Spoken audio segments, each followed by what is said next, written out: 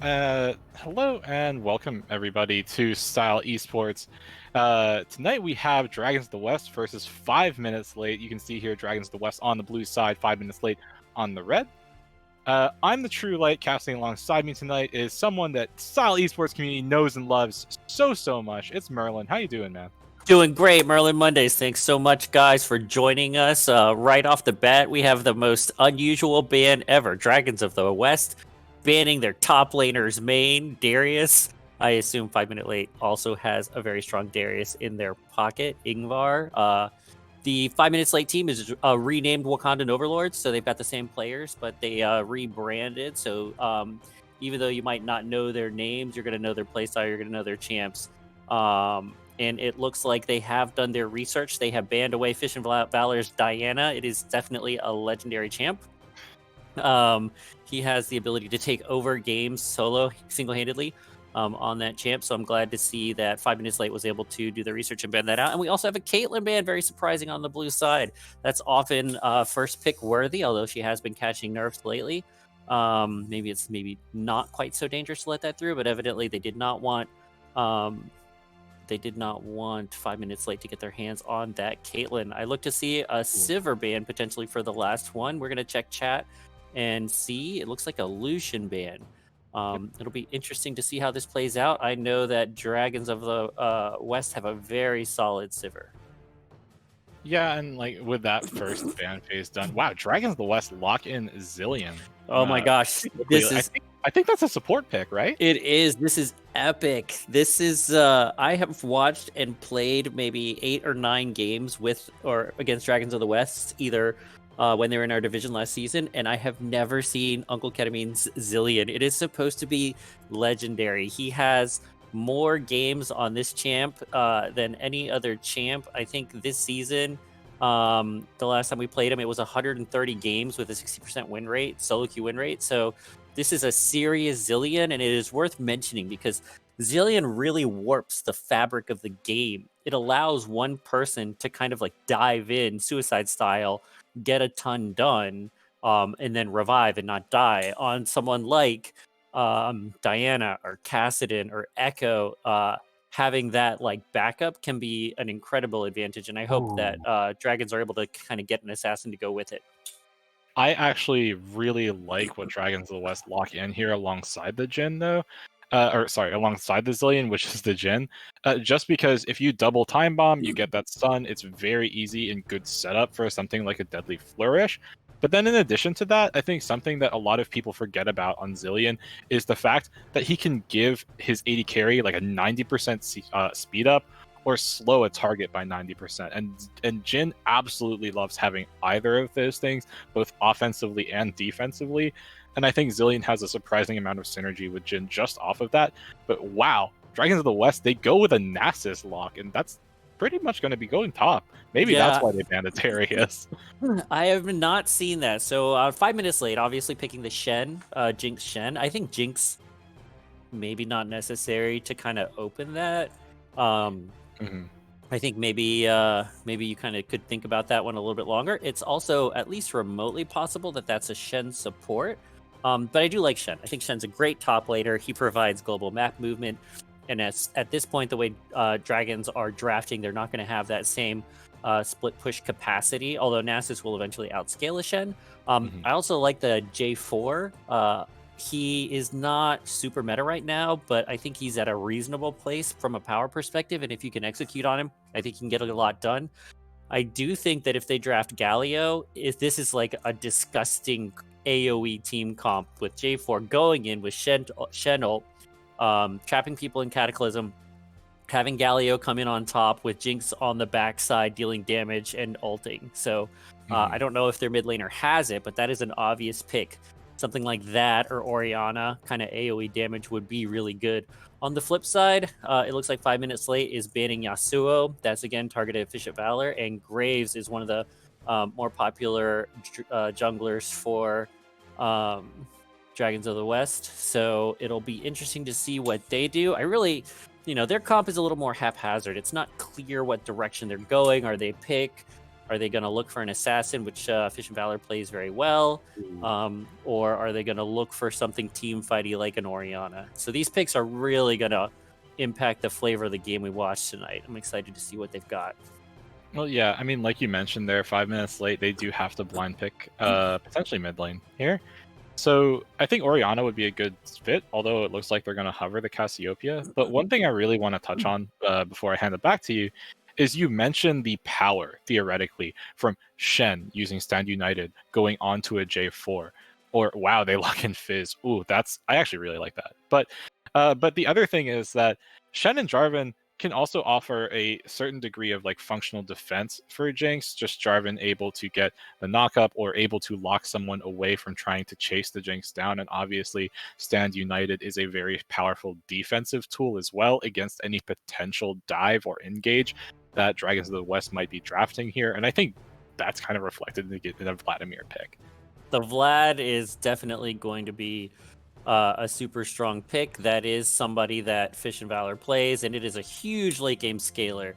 And also potentially very, very safe against the Fizz. Like he's got pool, he can he's pretty difficult to land Fizz ults onto. So I think that the Vlad has the potential to take over. He's also kind of like a sustained damage champ. And if you look at like Shen, J4, they've got a bit of a front line, so it's not like a team where you can immediately dive like a Twisted Fate or a Jinx and a and a Nami or something. You've actually got to get through this front line, most likely to get to the back line, and I think Vladimir can do it. Lilia, interesting pick. Obviously one of the newer champs in this set, and I think a good one. Certainly capable in the jungle. I assume that's a jungle Lilia of getting a lot of work done, providing CC, but also like surprisingly high damage. What's your take on Lilia so far? I mean, I think Lilia is this champion that, like you said, has a surprising amount of damage, but something that kind of can function as a like impairment, so to speak, on the champion is that there isn't a lot of CC, right? Lilia is ultimately very reliant on the CC that her teammates can land, just because the bowling ball, the seed, right? It is a slow, and that's the only CC Lilia has available to herself until she builds something like a Rylai's, if that. But like you mentioned, she gets a lot of damage down. She can synergize incredibly well with something like a Liandry's Torment and become a huge menace in teamfights, especially as the game goes on. And she can be versatile, going towards a hard AP build path or something more like a bruiser-ish build path. I'm really interested to see what Dragons of the West want to do with her, but I think it's very interesting because you see this almost a thematic with Dragons of the West. And every single champion they have can work incredibly well with Zilean speeding them up. Vladimir, Lilia, Nasus, they all are able to use that revive in a team fight like monsters. And I'm really interested to see what they're going to get done with the draft. Yeah, I think a lot of this is going to be really interesting to see Zilean play this, both in lane and in team fights. Lilia is very slippery, incredibly difficult to land skill shots on, but probably not impossible to land a Cataclysm on. And with no dashes, you might be able to kind of pin her down for Fizzults, pin her down to be able to lay down that Jinx damage. I think this should be a really volatile mid lane.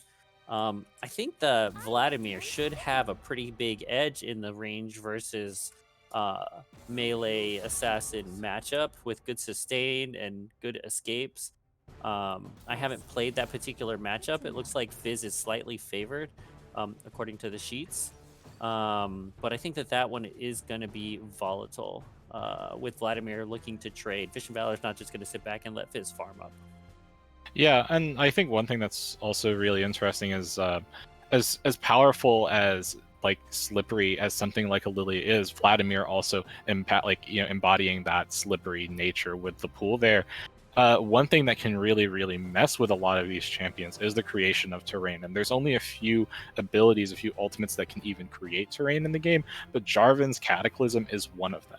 You cast Cataclysm on some of these champions, like the Zilean, like the Jhin, like the Lilia, or the Vladimir, and they can't get out without burning flash. There are no dashes on any of these champions. So if a Cataclysm is used on the right target at the right time, they're essentially trapped in that Thunderdome.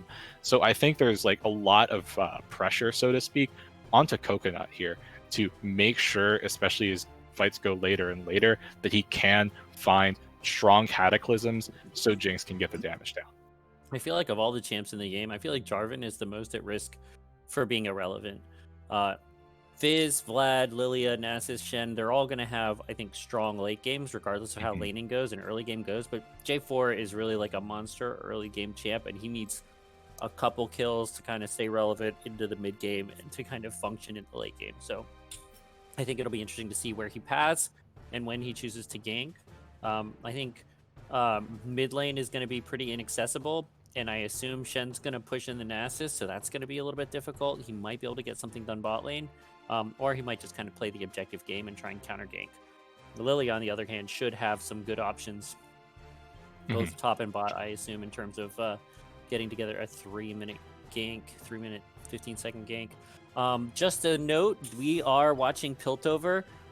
This is kind of a mid-plat, high-plat division, and Dragons of the West are 1-1, dropped their first match, and then have so far won their second, which is how the last season started out for them, which they ended up running the table after an opening season loss. On the flip side, 5 minutes late, only played one game in the division so far, 0-1, but still plenty of time to climb back, looking for their first win tonight against Dragons. Yeah, and like you said, it's still relatively early on in the season for both of these teams. It's really interesting to see what they're willing to pull out. Like you mentioned, I think Jarvan really does scale down substantially as the game goes on, and eventually he just becomes like worth the flag, worth the slow and the cataclysm. But hopefully Coconut can find a way in and give his team a high degree of agency. On the other hand, I feel like a lot of the game for Dragons of the West is about scaling, and that's the dichotomy between these two team comps. And I'm really, really interested to see how this first game is going to play out here between the Dragons of the West and 5 minutes late. Don't go anywhere, folks. Thanks for watching, and we'll be right back.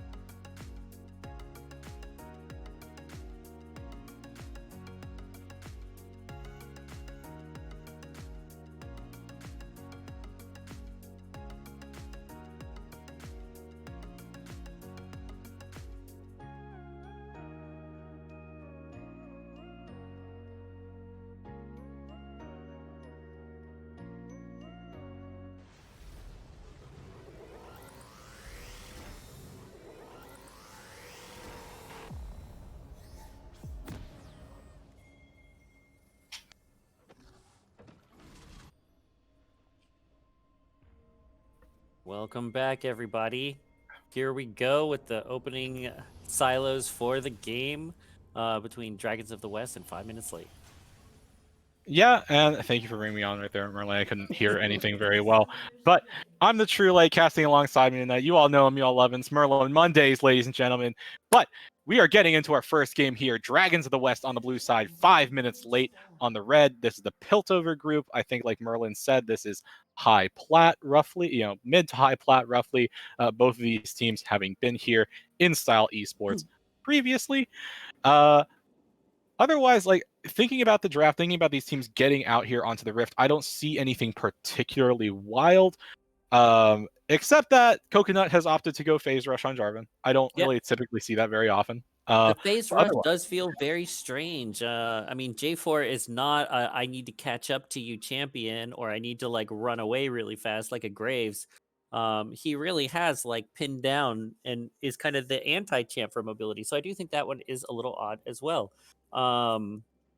I will also want to point out that there are 3 diamonds in the match. It's worth noting just because, you might expect teams to kind of play through them. So the Shen and the Jinx on 5 minutes late are both diamond, and Fish and Valor on Vladimir is also diamond. So I know for a fact that Dragons does play through their mid laner. We'll have to see how 5 minute late ends up playing it. But we are ready to go. Both junglers are starting bot side. Ooh, and we have some early action bot. Let's see if J4 can get the level 2 done. Yeah, he walked immediately looking for that level 2 gank. Already walking into the tribe rush here. Does have the EQ available. He's walking forward, but there's no way in. There's the flash. There's the EQ. But forces the flash from Pappy Buck away. Nothing more. And I think that's worth, you force the flash on this immobile Jhin out at the expense of your own. But as Jarvan, you have the EQ to begin with. So I think it's good to force Jin's flash away, especially because that gives the Karma and the Jinx a lot more agency, right? Absolutely, that was huge. Like you're not going to really expect to get more than the flash. The only way I think they could do it is if Karma took her snare first, which is like totally counterintuitive because she always takes her Q first. But if she had taken her snare, maybe she walks up and they don't notice, and she's able to kind of get the snare down. But I think that was the only hope. But the counterplay. In the mid lane there, Cashew actually going forward does get a nice chunk of damage, but they're in the top lane as well. Shadow Dash forward from Ingvar does a nice chunk of damage alongside that Grasp of the Undying proc. But otherwise, I don't think there's a whole ton to be had here. And you can actually see, this is typical for Viz, right? Cashew going forward, even though he's a bit of a CS deficit. But here in the jungle now, Coconut getting invaded. Oh man, he's taking a lot of damage. There's the Swirl Seed, there's the Q. Now he EQs away, looking for more, but oh gosh, that's first blood for Nemesis. A huge move. All right, so here's the counterplay to J4 going bot side level 2. It's that he's slow on the map, and Lilia knows timing-wise that she can get her 4 camps done and compete for his 4th before he can get there, just because he spent that time ganking. So does a great job, gets to the Drake, they don't have ward coverage, gets to the red buff, so they don't have ward coverage, so they don't see it coming. In mid lane, Cashew going forward forces Fish and Valor into the pool, but okay, yeah, there's no kill pressure. My bad.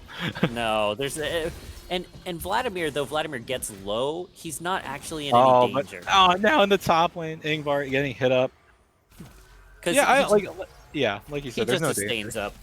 Up. So really nice jungle pathing by Nemesis, and again, putting that J4 behind. He's a level behind at this point. It's going to make him weaker for Dragons, and he's spending a lot of time trying to gank a Vladimir. Don't spend a lot of time trying to gank a Vladimir. It's, complete waste of time. So like every second he's not taking his Gromp or his Krugs, which are up at this point, he's just getting weaker and weaker. He's already at a 12 CS deficit, a level down to Nemesis, and I think it's just going to get worse. And I think Cashew can trade onto Fish and Valor, but it's going to be really hard to actually land the kill. Yeah, I mean, as you can see, while Cashew is definitely a health advantage against Vladimir, and that's something. Oh, wow, he went forward. He pops the Ignite. Is that going to be the kill? I don't think. Yeah, it is actually. Wow. Okay, well, that last tick of Ignite worked out so well for Cashew right there. Unfortunately, he had to burn both summoners to do it, which means that Fish and Valor didn't have to lose anything, but the action continues as Coconut looked for the Krugs of Nemesis, but it looks like the punish might be coming through. You can already see the supports roaming into the jungle and the river right there, but there's no more action to be had. I kind of feel like Coconut made a mistake on that. Coconut was actually flanking through Raptors to try and assist Cashew on that gank. But it all ended up happening so fast that he didn't end up being able to get a whole lot done. I think that the 1-for-1 actually is not bad for the Fizz. He had the wave push to turret, so it should have bounced back and got him a little bit of a wave clear. But again, in terms of scaling, like the Vlad scales harder than the Fizz. And unless the Fizz like is able to just eat people up in the mid game, going 1-for-1 against the Vlad is not going to be worth it. And I mean, are you really going to be able to get a lot of assassinations done bot side, which is where the squishy champions are with a Zillion? Oh, but Fish and Valor, he is going forward, pops the Hemo Plague, looking for the healing, looking for that Crimson Rush. Is he going to get it? Yeah, there's the pop. But now the Fish has come through, and Cashew, he might be going down. Yeah, he does. Golly, that was very, very surprising. I did not think Cashew would try for it, but I guess considering that Flash is down off of that earlier 1v1 fight, he decided to go for it anyway. That's definitely really frustrating for the Fizz, though. Absolutely, he could. I mean, that's the thing. You can't get the ult down. If you can't get the ult down, that's a huge chunk of your damage, and you've got to be aware that Vladimir has his ult. That's a huge tool for him. And he got, he's going to get pretty big off of that. He's got a 13 CS lead. He did not pick up the first kill, so Lilia picked up that first kill, and he is overextended Valor now. seems to be in a little bit of trouble. There is the Playful, there is the Trickster, but even with the EQ, there's not much to be had. In the top lane, though, Ingvar trading against Donald Trump, who has popped the Fury of the Sands, getting that... Yeah, I mean, okay, it's a funny name. He knows it's a funny name. For sure. That's why he took it. But anyway... I just wish the camera would never go to top lane. That top lane is like terrible. It's just gonna farm out for 30 minutes. It's the worst, most boring top lane. Yeah, Nemesis Coconut invading. is not having a good day. But Nemesis knows that the bot lane recalled and has time to invade and harass, and it looks like the bot side is gonna rotate up to kind of help out. If they engage here, this is just pure greed. They should not be here. Oh, but they are engaging, and there's the Drowsy, there's the Root, the Sleep as well. Now the Stand United, now Kitano Tayo trying to get the Root down, and there is the shutdown now available for Acorn. In there in the mid lane, Fish and Valor gets ignited up, goes into the pool. Can he get much more? Dodges away from the Shark, but he's actually pinned up against the wall, zoning ulti OP, as Cashew is able to get that solo kill back. Really nice play by 5 minutes late. So they rotate through. J4 sticks it out, knowing that his bot lane is going to get there. They'll have bot, they'll have the item advantage. And Nemesis oversteps and kind of gets picked off on the back side. They also missed the smite. J4 was able to secure his own blue buff, which comes with like the health regen that you get. And Ketamine was not 6 yet, so didn't have ult. And I really think the Jhin ult was misplayed. Jhin ult is something you use at range to pick somebody off. It's not just to like lay down damage in the middle of a team fight. I feel like he should have just kept using his abilities. I mean, nobody was really low enough to be one-shot, and kind of getting people to back off just by autoing and using your abilities would have been a better use of your time in that fight. Also, Fish and Valor on Vlad, just stepping up too far into the Fizz. You've got to be aware that Fizz does incredible amounts of damage at melee, and your job is to kind of stay at range. Yeah, I mean, like, just continuously here in this mid lane, it's just Cashew looking for a trade, going onto his pole, but now this time he might be the one getting punished for it as he eats the Q, doesn't get hit up by the Swirl Seed from the Lilia, able to stay alive, goes down to about 50% health. But in the top lane, like you said, it's a bit of a wet noodle fight as, Ingvar and Donald Trump continue to trade against one another, but Ingvar, he's actually getting pretty strong here. Now the Fury of the Sands has been popped by Donald Trump, gets that additional cooldown on the Q. So able to actually farm up pretty darn well, and as you can see, the lifesteal from the Nasus passive working very well for him, but now he gets taunted, does take a tower shot. But like you said, it's just a complete wet noodle fight. They're Yeah, just smacking each should other. just They're not be actually getting much done there. Yeah, top side is not where it's at. So this is more about jungle pathing, jungle control, drakes, things along those lines. It's interesting that neither team, no, it looks like 5 minutes late did secure one drake so far, probably off that bot side. Um, but the next objective is potentially Herald. It looks like J4 is at least in the area. Well, they're both Um, in there. Vladimir does have ult, so he's at like a strong point right now. It looks like he's looking a little bit for J4, maybe just to clear some wards. But the Fizz is kind of getting online. 52 CS, not the best CS, but he's got his Hextech Revolver and Kindle Gem. He's going to kind of get online. And here we go with Lilia and Wait, Jinx Vladimir Rocket? starting Herald. Yeah, you can Uh, actually see Super Mega Death Rocket was just used to scout onto the Herald, I suppose. They might be able to fight here. It looks like they're collapsing as 3. Yeah, and wow, it's actually going to be Coconut who ends up stealing the Rift Herald away. Does go with the Cataclysm straight onto Fish and Valor, but I think he's going to pay for it with his life. Cashew, unable to chase down onto his opponent, needs to be able to get out. He gets hit up, and oh no, that's not the way you wanted to go, buddy. And the Fizz does go down. Double kill now into Donald Trump's pocket as he gets that money, baby. Interesting fight. I mean, it looked like they were 3v2, and then Donald Trump kind of rotated, and it was 3v3, and they got chunked out. I mean, going into these fights, I just cannot tell what team is stronger and who will win. I don't know whether that's just me misreading power spikes or whether the individual mechanics are really what's driving the fight, the team fight wins. But it is definitely back and forth. We are 5-3. Dragons have a 2K lead, and I think that's almost exclusively due to farm. Yeah, we got a close one here, guys. Yeah, I mean, I would actually definitely say you take a look at the gold really quickly. You can see the biggest gold difference to be had positively for Dragons of the West here is on Nemesis.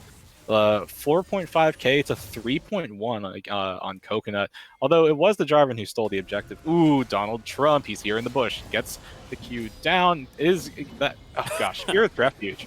No, Spirit's Refuge is such an incredible tool against Nasus because it completely invalidates all forms of damage other than ultimate. As well as E. So it's very, very difficult for Nasus to get much done, especially because E's power is in the armor shred that it offers. Right. But otherwise, I think the issue is that if Ingvar does try to TP out, oh, but he's going to get hit up there. Is the ultimate going to come through? Yes, there is. There's the Drowsy, but I don't think Nemesis can get much more as he walks away. There in the mid lane, the trades continue, as per usual in the bot lane. As you can see, the Rift Herald has been popped. It takes the tower pretty much instantly down to 2 plates. As now, even though they're at a gold deficit, it looks like 5 minutes late. They really want to push onto this tower, try to get the first one in, but the bonus resistances are so substantial here. Yeah, they are not going to be able to get it all done. Really, you've got to clear those first plates before you drop the Herald. You cannot clear 2 plates this early in the game. So I actually think that that's a mistake. They had a huge minion wave. They knew that the bot lane recalled. There's no reason why you can't take the plates first and then hit it after, and then maybe you get first turret. As it is, I also don't like J4 going for blue buff when Dragon's up. And the top lane Stand United is used, as well as Chum the Waters. Nasus has popped the Fury of the Sands, but he has no mana, and that's just going to be an easy pickup for Cashew. There towards the Dragon Pit. Cataclysm has been used. Coconut getting aggressive, looking for the auto attacks on Poppy Buck, but he can't get them as he tries to get away. Curtain Call is coming in, looking for the final kills, looking to finalize them down. Acorn does end up going down to Fish and Valor as the fight breaks through even more. Nemesis just free hitting as now Ingvar has showed up with his TP, able to get the kill, but is it Nemesis who's now pinned away from his teammates, and he does get hit up. Oh my lord, the Lilia damage, but can he get much more? No! The target staying away for him means the Lilia ends up going down. TP used in the top lane from Donald Trump gets the Wither down as well. Cashew's now, he's the one out of mana. Donald Trump says, hey, you just did this to me. I'm doing it to you, and I'm getting the kill. Super sloppy play. So many things maybe not going right. All right. Fizz overstaying topside without his mobility spells, without flash. Big mistake. I feel like there's no way Pappy Buck should come out of that fight with heal. I feel like they were one auto attack away from death, and he should have just healed and run in and tried to get those last hits. As it was, I think they left some gold on the table.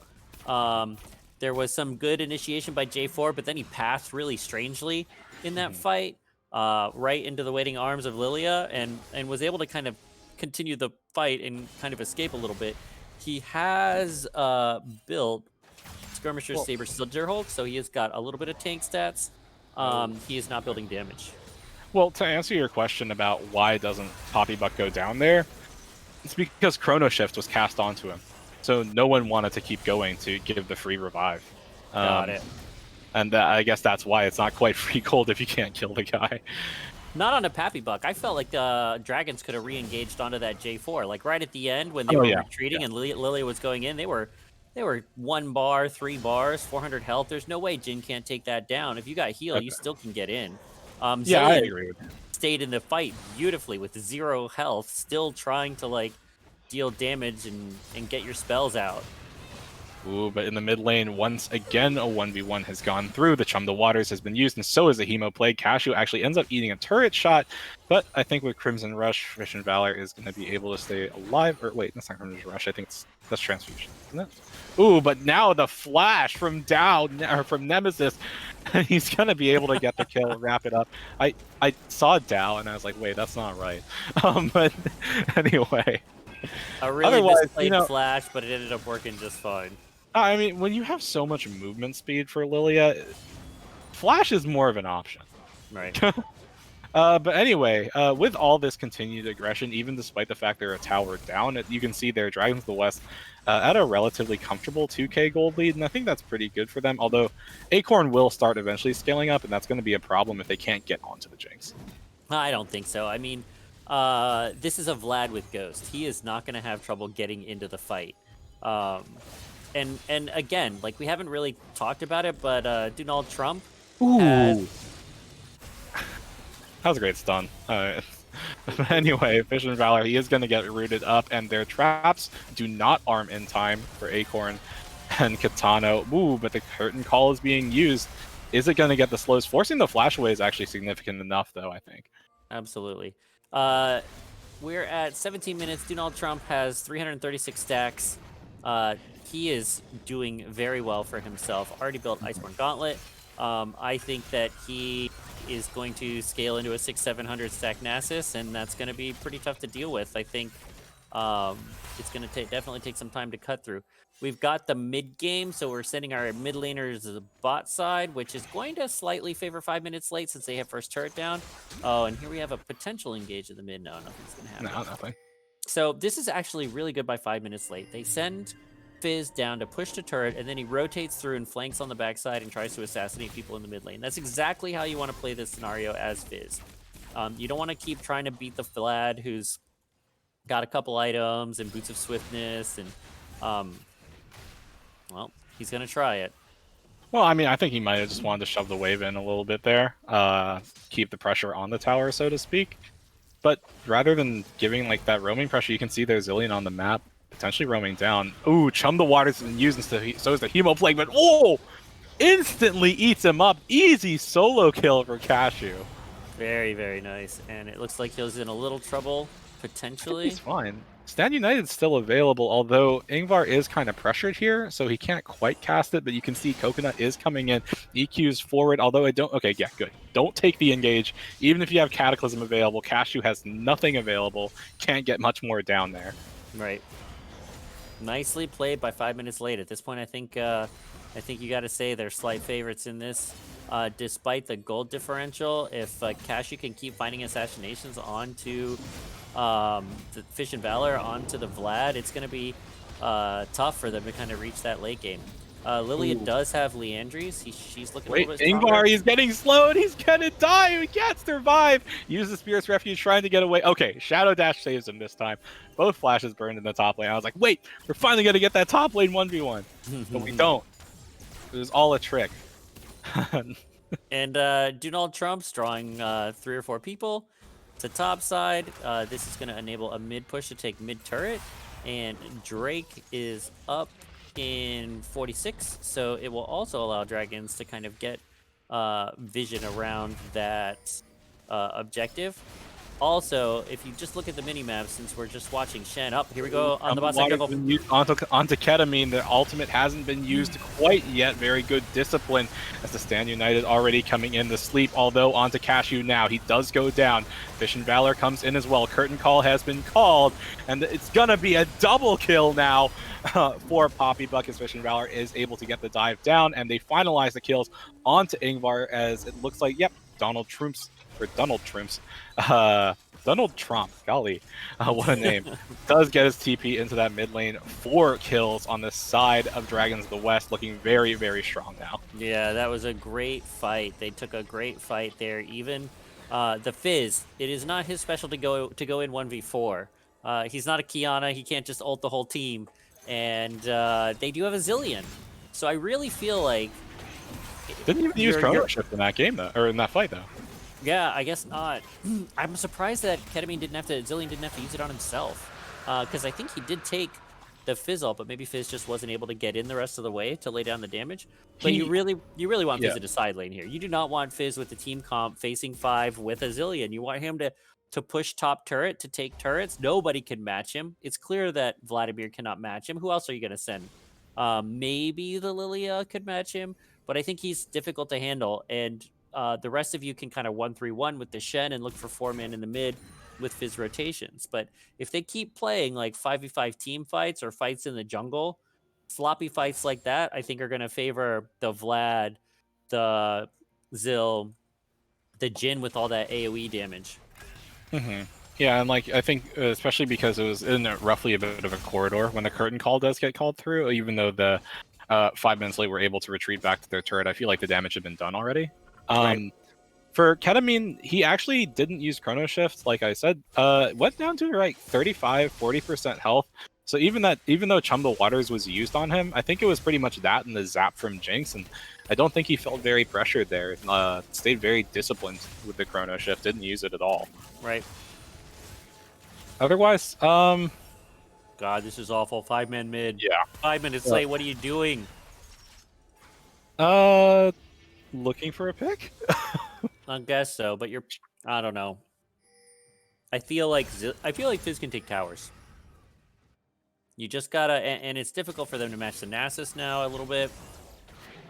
What you don't want is your mid laner to be sharing XP 4 ways in the mid lane. Mm-hmm. Let your ADC farm that mid lane. If you get an edge, and you can go in, take it. But otherwise, use your mid laner to take turrets. Just like Dragons is using their top laner to take turrets because that's their point of strength.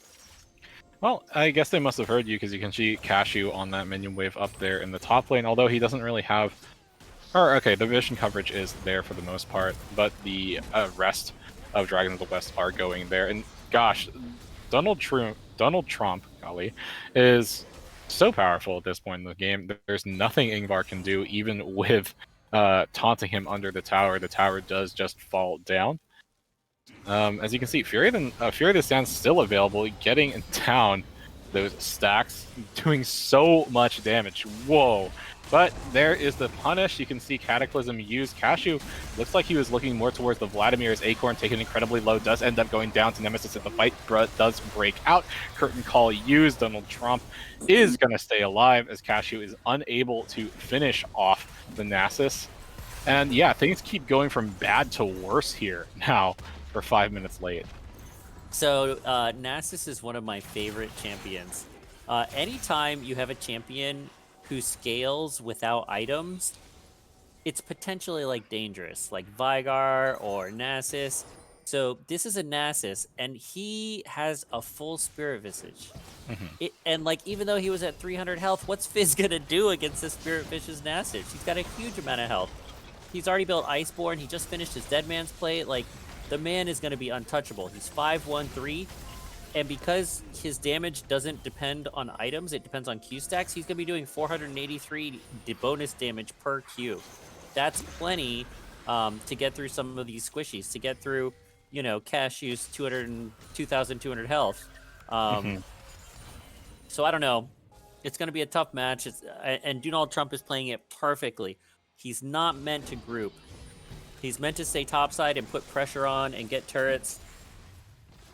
And really, Dragons is just out macroing. Look at the lane states, and the pressure they're getting has got them 2 dragons, another dragon in 1 minute.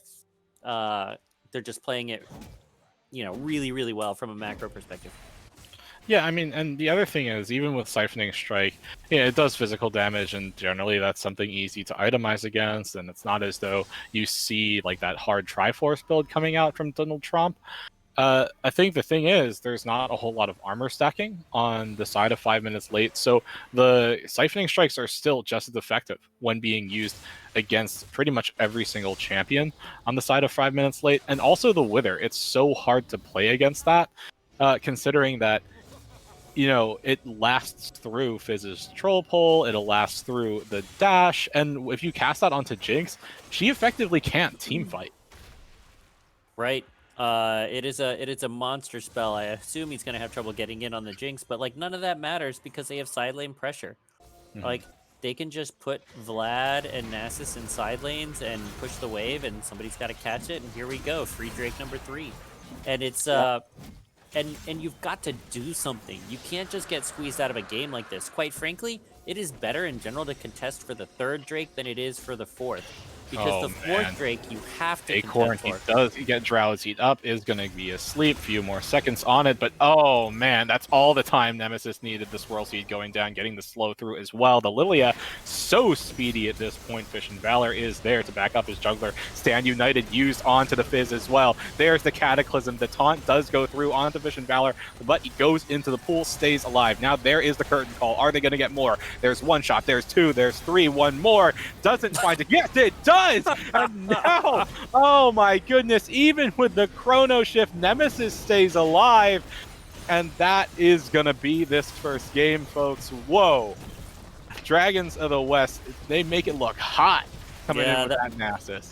It was interesting and pretty fantastic. So Nemesis went in on the Jinx and knew that once they got the Jinx, everything else would fall apart. And she was able to catch up after the sleep, land the damage, and then continue the engage down on that bot side because they had already cleared out the turret. So without the turret, there was no way 5 minutes late was going to be able to hold. So they just went ahead and kind of ran it down on that side. I will say the Zilean was terrible in that match because they ran too safe a comp. They ran Vladimir, who has like an incredible amount of self-heal and is like known to just like stay alive forever. Like that is a champ that never dies when played well. And they've got Nasus, who has full tank build, plenty of damage, and an ult that grants health. And then Nemesis, who's building kind of a Rylai's Leandries, which gives quite a lot of health, and Merc Treads. And then Jhin. Jhin is like the ultimate sniper, the ultimate stay in the backline. So who really is like kind of being going to ult there? I feel like he did nothing in that game, despite that being like his best champ. And like, I really wanted to see him. I feel like he actually did nothing. And if he was just on Soraka healing everybody, it would have probably done twice as much. That said, really impressive win considering the support pick didn't really pan out in lane or in the team fights later on in the game. Thinking about 5 minutes late, I don't really like the J4 without a whole lot of team fight presence. They pick J4, they pick Jinx, they pick Shen. Fine, you're going for a team fight comp. Give me the Orianna, give me the Malphite, give me the Galio. But then they went ahead and picked the Fizz. And mechanically, I feel like Cashew was fine. And some of the macro choices he made, I think, were good, but there was no like consistency in his comp. It wasn't clear what they were trying to do. And if there's one thing you want to do coming out of Champion Select, you want to be able to put your foot down and be like, we are a 1-4 split foot team, or we are a 5-man team and we're going to fight for objectives. And with that team, it just wasn't clear that they knew who they were and what they were trying to do. So I'm hopeful that if they want the Fizz, then they draft a Warwick or something to go with, something that can kind of turn the tide and win 2v2s and get objectives. But if they go for like a team fight comp, I want to see something with maybe a little more utility and AoE damage in the mid lane. Yeah, I mean, okay. So really quickly, I think to Ketamine's credit, Zillion, like thinking about Zillion, in regards to just his ultimate, which is his most important ability, is really important. But I think all of those champions do work well with speed ups. Obviously, Vladimir taking Ghost and Phase Rush, Lilia having her speed up built into her kit. Nasus also has a speed up now with TP. But Zillion can still enable those champions to go in, or just disable enemies through looking for a double bomb, through looking for the slow, but also casting ultimate or having the threat of ultimate does provide a certain degree of dissuasion. That being said, I agree with you wholeheartedly. There wasn't a whole ton of impact necessarily, but I think the thought is there. I do want to see, though, from 5 minutes late, readjust your draft. Like you said, have a little bit more of a cohesive plan. That was a very dominant game one in the favor of Dragons of the West. We are going to get into game two, 5 minutes late, up against the back wall here, so to speak. And it's going to be match point for Dragons of the West. Don't go anywhere, folks. We'll be right back.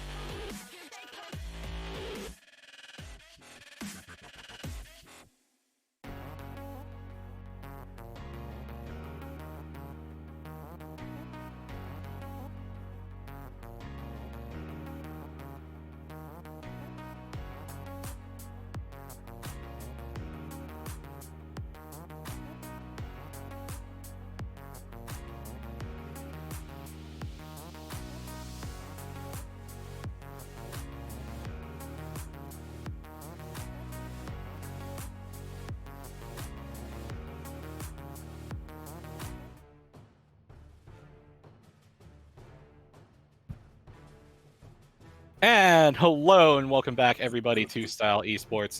We got the Piltover group getting into this second game here between 5 minutes late and Dragons of the West.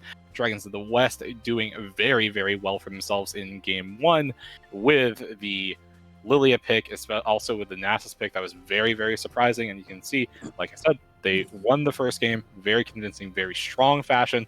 5 minutes late, hoping to bounce back. I'm the True Light. Casting alongside me tonight, it's everybody the Style Esports community loves. It's Merlin. How are you doing, man? Doing great. Everybody, thanks for joining me. I'm looking forward to a game two, Dragons of the West, with a decisive game one victory. On the back of like a solid team comp, but especially that Nasus topside who really ate that Shen.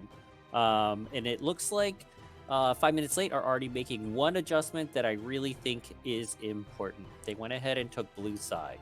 I don't know what but for whatever reason, blue side seems to have a higher win rate in almost all divisions. Pro, solo queue, It's just got an edge, and I don't know whether it's that first pick or whether there's just better access to Baron or Drakes or exactly how that works out. But I do think that sometimes when you drop that first game as red side, it can really help you if you swap over to blue side. So we'll see how much of a difference it makes. So far, the bans are similar, but they did opt. 5 minutes late did opt to ban the Zillion, which I didn't love the comp that Dragons ran it with last game, but I guess they felt like it wasn't enough impactful enough that they needed to get rid of it.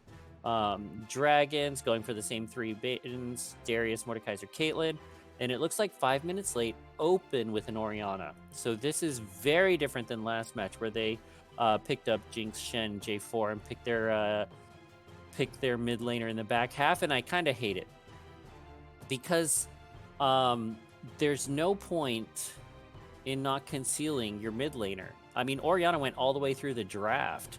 So it's not like they're using their blue side advantage to power pick a contested mid laner. Oh no, I'm wrong. Orianna was banned last match by 5 minutes late. So this is a power pick for them. It is played by actually, both teams. it was their Yeah. first ban. Yeah, there you go. So now So it is they're picking a contested. champ that they banned out the first match. That might work really well if they kind of run some aspects of this draft back. They're kind of looking for Orianna automatically makes any comp a team fight comp. Dragons of the Rest responding with their bot lane. Ketamine's Thresh is pretty off the charts. You're going to definitely see a lot of hooks this game, and it is backed up by the Ezreal. Not my favorite ADC at the moment. What do you think Ezreal is in the current meta? I mean, okay, so I feel like Ezreal is in a similar vein to Caitlyn, where everyone likes the champion in terms of like power gradient and what they can get done, but he's not necessarily the strongest right now. That being said, the Caitlyn is not on the table, so maybe they feel like Ezreal scales up well enough into the late game to just have it comboed with the Thresh. It's obviously very slippery with Arcane Shift. Otherwise, oh, go ahead. I do like it as like a safe lane. Yeah, that's what I was gonna say. That also has like enough all-in potential with a hook that you can get something done. Interesting. So they're putting Fish and Valor on Cassidy. And man, if they had Zillion in this comp, I think it would be all over the place. So this is a classic assassin champ. He'll play it well. If he scales up to level 16, it's nearly an auto win once you get that Cassidy on a 2-second cooldown. The damage and scaling is just too much. And it is like, as a mid lane main, it is tough to push Cassidy out of lane. He takes fleet footwork, which is like garbage on a AP mid laner. And he takes, generally, you take Corrupting Potion on TP, and it is just impossible with his innate MR to kind of push him out of lane. We'll see how that goes. Orianna is one of the better mid laners to try something like that. This is not like a free lane for Kassadin, or a favored lane like a Veigar would be. Orianna can hold her own in this matchup. But then that late game scaling, it's gonna be difficult. We also have an Ornn and a Pantheon for 5 minutes late. Ornn almost always top side, occasionally in the jungle, but I'm assuming that this is a top side Ornn, which makes Pantheon, I think, the support. Yeah, that's definitely what it would have to be. I mean, like you said, the Ornn does have a very slight degree of flexibility. But typically, Pantheon support is like one of the hotness picks right now, right? It's not just because of his packs. It's just the man looks good, but he also has the ability to kind of go in, lay down damage, and negate an incredible amount of damage. And his shield, I believe, can eat an Ez ult. And in like a late game team fight, it might be worth it just for that. Other than that, I don't know that there's a whole lot of projectiles he's going to be shielding. But it could be pretty good in lane. We have Jax against the Ornn. I don't think I love that. What's your sense? Okay, so Jax can, emphasis on can, right? Block a brittle proc with Counter-Strike. Is that a reason to pick Jax into Ornn? No, I think Ornn is more than comfortable taking that sort of matchup. I do think Jax always is going to scale up quite well. Especially, Counter-Strike just being a really efficient tool against a fair bit of 5 minutes late's team, especially with something like a Jinx here. Otherwise, though, I just feel like they picked it because Jax is a generally good purpose top laner. And wow, that's a Poppy jungle. Haven't seen that in a hot second. Or it could be a Jax jungle. They both jungle infrequently, so we won't know for sure. I really love Poppy as a champ, though.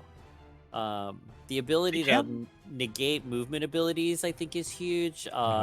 Really tanky, kind of at all phases of the game, and potentially with her ult, can kind of change the shape of a team fight. Because what 5 minutes late is looking to do is Ornn ult, knock up 1 or 2, follow it up with Volley Bear and an Orianna ult. And theoretically, once you see that Ornn ult, Poppy could go ahead and start channeling her ult. It could maybe knock the Volley Bear away, or could knock the follow-up Orianna away. Or, if Panth jumping in, maybe get him out of there. So I think it could turn out to be a pretty clever pick on the part of Dragons. I am still interested to see where it goes. But in terms of comp, I like the comp. I think that Kassadin has 3 targets to choose from. I mean, obviously 4 would be even better, but he should be able to get a lot of work done against everybody but Ornn and Volley Bear, even in the mid game. And in the late game, I think he'll probably be able to work on the Volley Bear pretty easily too. I assume he's going to ignore the Ornn the entire game. I feel like Ezreal Thresh is going to be safe, difficult for bot lane to gank. And Jax, I think, is an interesting pick. I don't think that's a favorable lane. But I'm hoping that Dragons can just surprise me, because certainly that Nasus did an incredible amount of work. He was certainly able to get that done. Donald Trump on that will now have to show me he's got that same prowess on the Jax. But he just might be the kind of Jax that can get ahead of an Ornn. And certainly once you get ahead on Jax, it's all downhill for the other team, just like Nasus. Yeah, I mean, I think that's something that's key for Jax, is that he does scale up quite well. Like offensively against an Ornn, you put them both in the side lane, and I think at a certain point, if they do try to 1v1 each other, Jax does better and better and better into the fight. While Ornn is going to get tankier and tankier as time goes on. But eventually, I think Jax does have that profound shoving advantages, like he always has. Right. Otherwise, you do see that Nemesis has the Poppy, though. So, like you said, Keeper's Verdict can really pop away the front line of an enemy team and leave the back line entirely exposed. And I think for something like a Kassadin, that's a bit of a field day to have, especially in a late game team fight. For sure. I've seen a couple Poppies in the jungle, and unfortunately, some of them have been on the other team, and they can be really strong. They get a lot done. Ooh, we have a last minute back and forth swap. I still think it's probably Poppy in the jungle, but we won't know officially until 20 seconds. Teams are allowed to trade champs back and forth until the 20-second mark. Yeah, this should be a fun game. This should be interesting. I will note that it's also possible we'll see a little bit of level 1 shenanigans. We do have Thresh, a hooked champ with some reasonable follow-up. Thresh hook in Tri-Brush on the bot side of blue can definitely be comboed with a Poppy stun into a wall. So it'll be interesting to see if they decide to run the invade. For 5 minutes late, I really hope they spend a lot of time going after mid. I play my mid lane for my team, and when we see a Kassadin on the opposing team, I call my jungler, and I'm like, I need you 3 times before 6. There's only one way to beat this Kassadin, and it's for you to come 3 times before 6. I gotta jam the wave, we gotta force him battle lane and get his flash, and then when it pushes back to me, we gotta get a kill before he gets his ult, and my jungler never comes. If he gets fed, and it's always a difficult game. It sounds like you have some things to talk to your jungler about more than anything else. It's true. It's true. Otherwise, though, I do think 5 minutes late this time around have a bit more of a cohesive composition. One, I think, profound problem for them, though, is that as the game gets later and later, and damage-wise they rely more and more on Jinx, there is not much to keep the Jinx safe. There is a high likelihood that Kassadin will Rift Walk and stab her, and she might die. Otherwise, I also think that Dragons of the West can punish any overly aggressive engage from the side of 5 minutes late.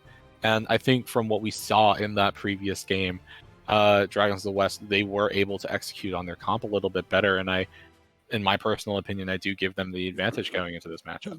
I really worry about the Pantheon. Yeah. I feel like the Pantheon is like a gamble, and it is Yeah, going to be I do feast feel or like it's a hit or famine. miss. Yeah. And you did not want to see a Thresh. Like, quite frankly, I don't know why you picked that into Thresh. Like, what you're looking for with Pantheon Jinx is to go in against like a Lulu or a Nami. Yeah, punish a squishy really, really right, hard. something that you can like land your snare on, drop the chompers, and they have to flash to get away before they enable, and then you can kind of rinse repeat. But and certainly in some games, Pantheon lane can like just kill over and over and again. This is not one of those lanes, and you knew it when you chose Panth. You knew that this was not that kind of lane. Pantheon is not a great roamer, and like you said, provides zero protection. I mean, post 6, yeah, but zero protection for the Jinx. Yeah, I feel like there are aspects of this comp for 5 minutes late that may potentially fall apart. And when we get to team fights, I hope they just grab 5 men and just jam it down mid as hard as they can, because Kassadin's always going to be looking for the flank. And you can definitely tower dive with a Volibear and an Ornn. So whoever you're facing in front of you, when you 5-man mid, they're not going to be as strong as you are on the dive. And you just have to like get in, kill somebody, 1 or 2, and then turn around and get prepared for the Kassadin flanking on the backside. That's your team fight strategy. That's your comp.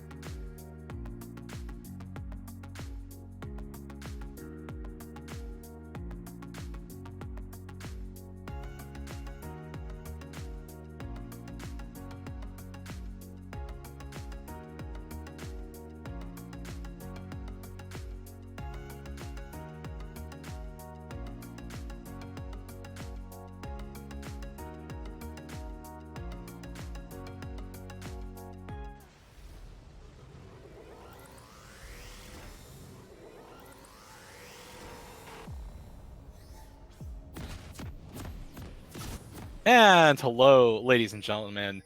Getting onto the Rift here for Game 2 of Dragons of the West versus 5 minutes late. Dragons of the West, they are on that red side, 5 minutes late on the blue. 5 minutes late, they took that hard loss in Game 1. And Dragons of the West are going to look to close this match out in a clean 2-0.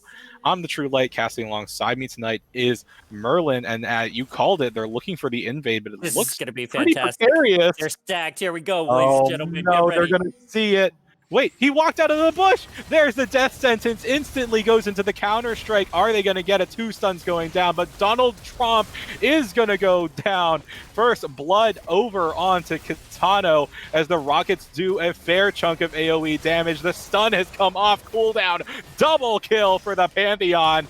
There is a second death sentence. Flash forward from the Volibear. Coconut going very, very low.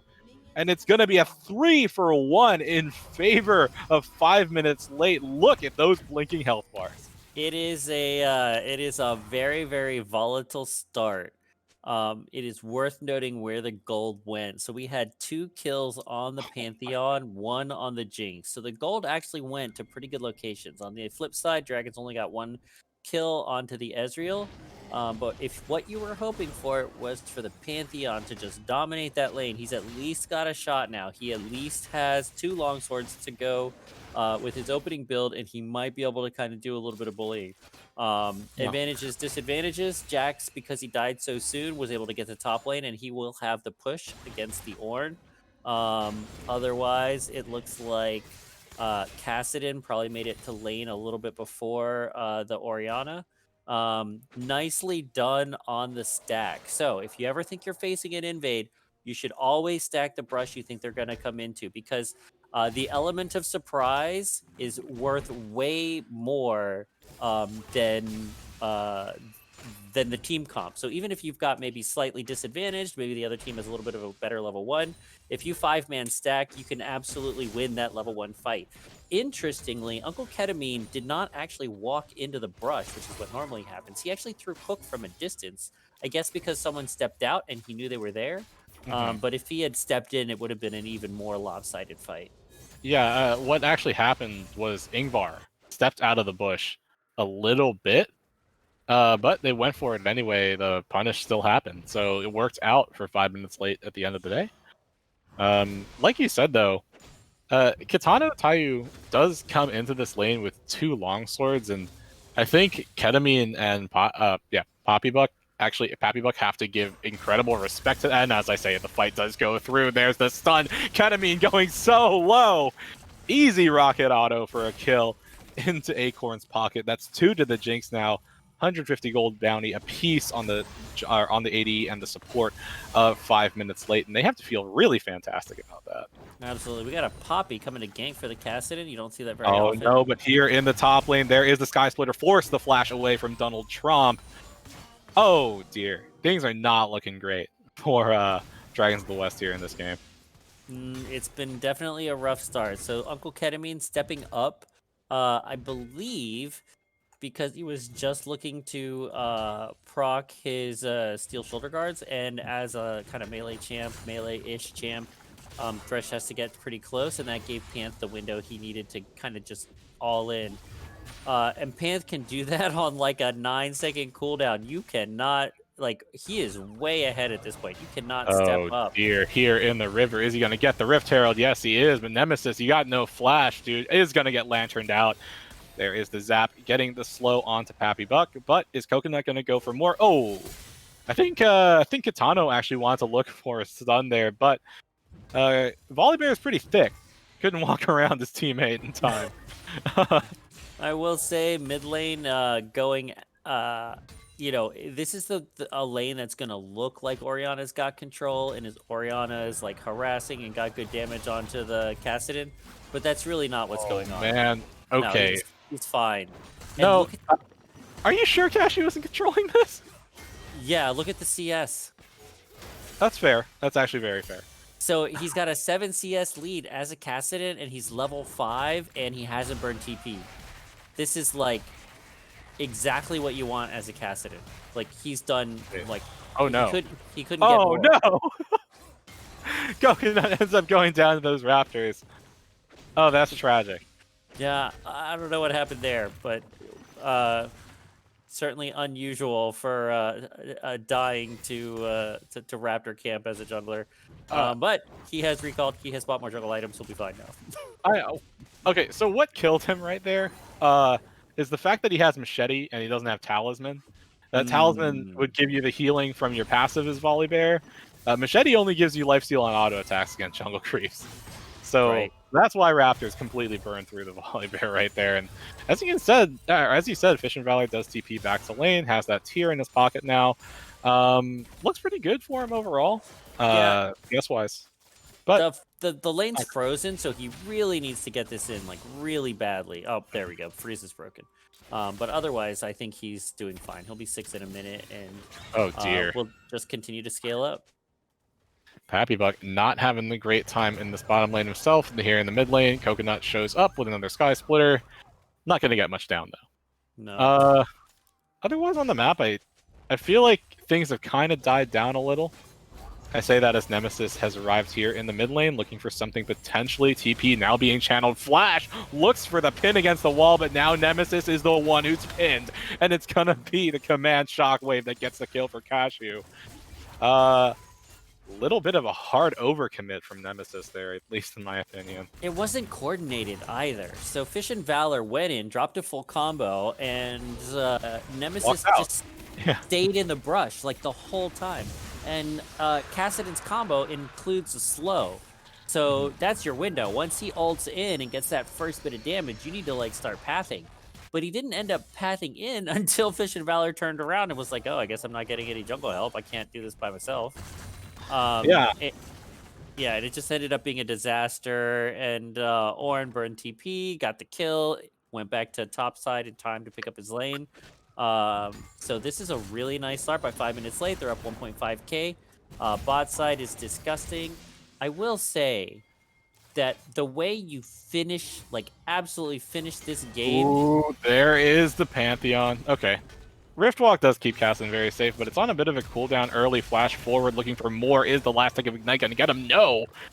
Fish and Valor barely stays alive. You hate to see it if you are Katana and Cashew right there. But nice pressure. I really wish bot lane would freeze. Like, bot lane is, like, incredibly strong. They've already taken Drake. There's no objectives on the map.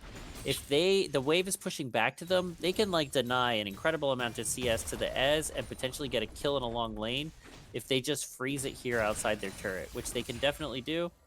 And they decide to just go ahead and jam it. Really, like, I think that's just bad macro. Like, it's a lot. If you can't get kills, and I don't think they can get kills anymore. I think that they're playing smart. It looks like they're even bringing Poppy in for the counter gank. If you can't get kills anymore, freezing is a much better way to deny CS. It's not like they're pinging for the engage. Nemesis is here. Wait, I actually don't think they needed to run away from that. Oh well. Oh, well, you do see Cashew there, but okay, yeah, and they walk through. Never mind. Good to walk away. Yeah, they walk through a million wards. Oriana's dead though. I think she's. Oh yeah, there's the pin up against the wall. Cashew is going to eat the silence. Easy pickup for Pappy Buck with the gosh, I know ability. True Shot Barrage. There we go. Not where you want the gold. Not where you want the gold. You really, I mean, the gold on the Ez is certainly not like wasted, but you really want the gold on the Kassadin as much as possible. Yeah. And I mean, if you look at the lanes. Okay. I was gonna say if that lands both applications of Call of the Forest God, that's gonna be a kill. But it would have been, but that was he missed everything on that. Like yeah, wait, he missed the didn't even burn Flash. He missed the reactivation, the initial strike, like everything. So. I don't know. Hopefully, highly can land that. But here we have the Kassadin contesting for Herald in the river. I'd rather be watching that. Oriana's flanking, so there's potentially. They're not fighting quite yet. Yeah, now, yeah. Okay.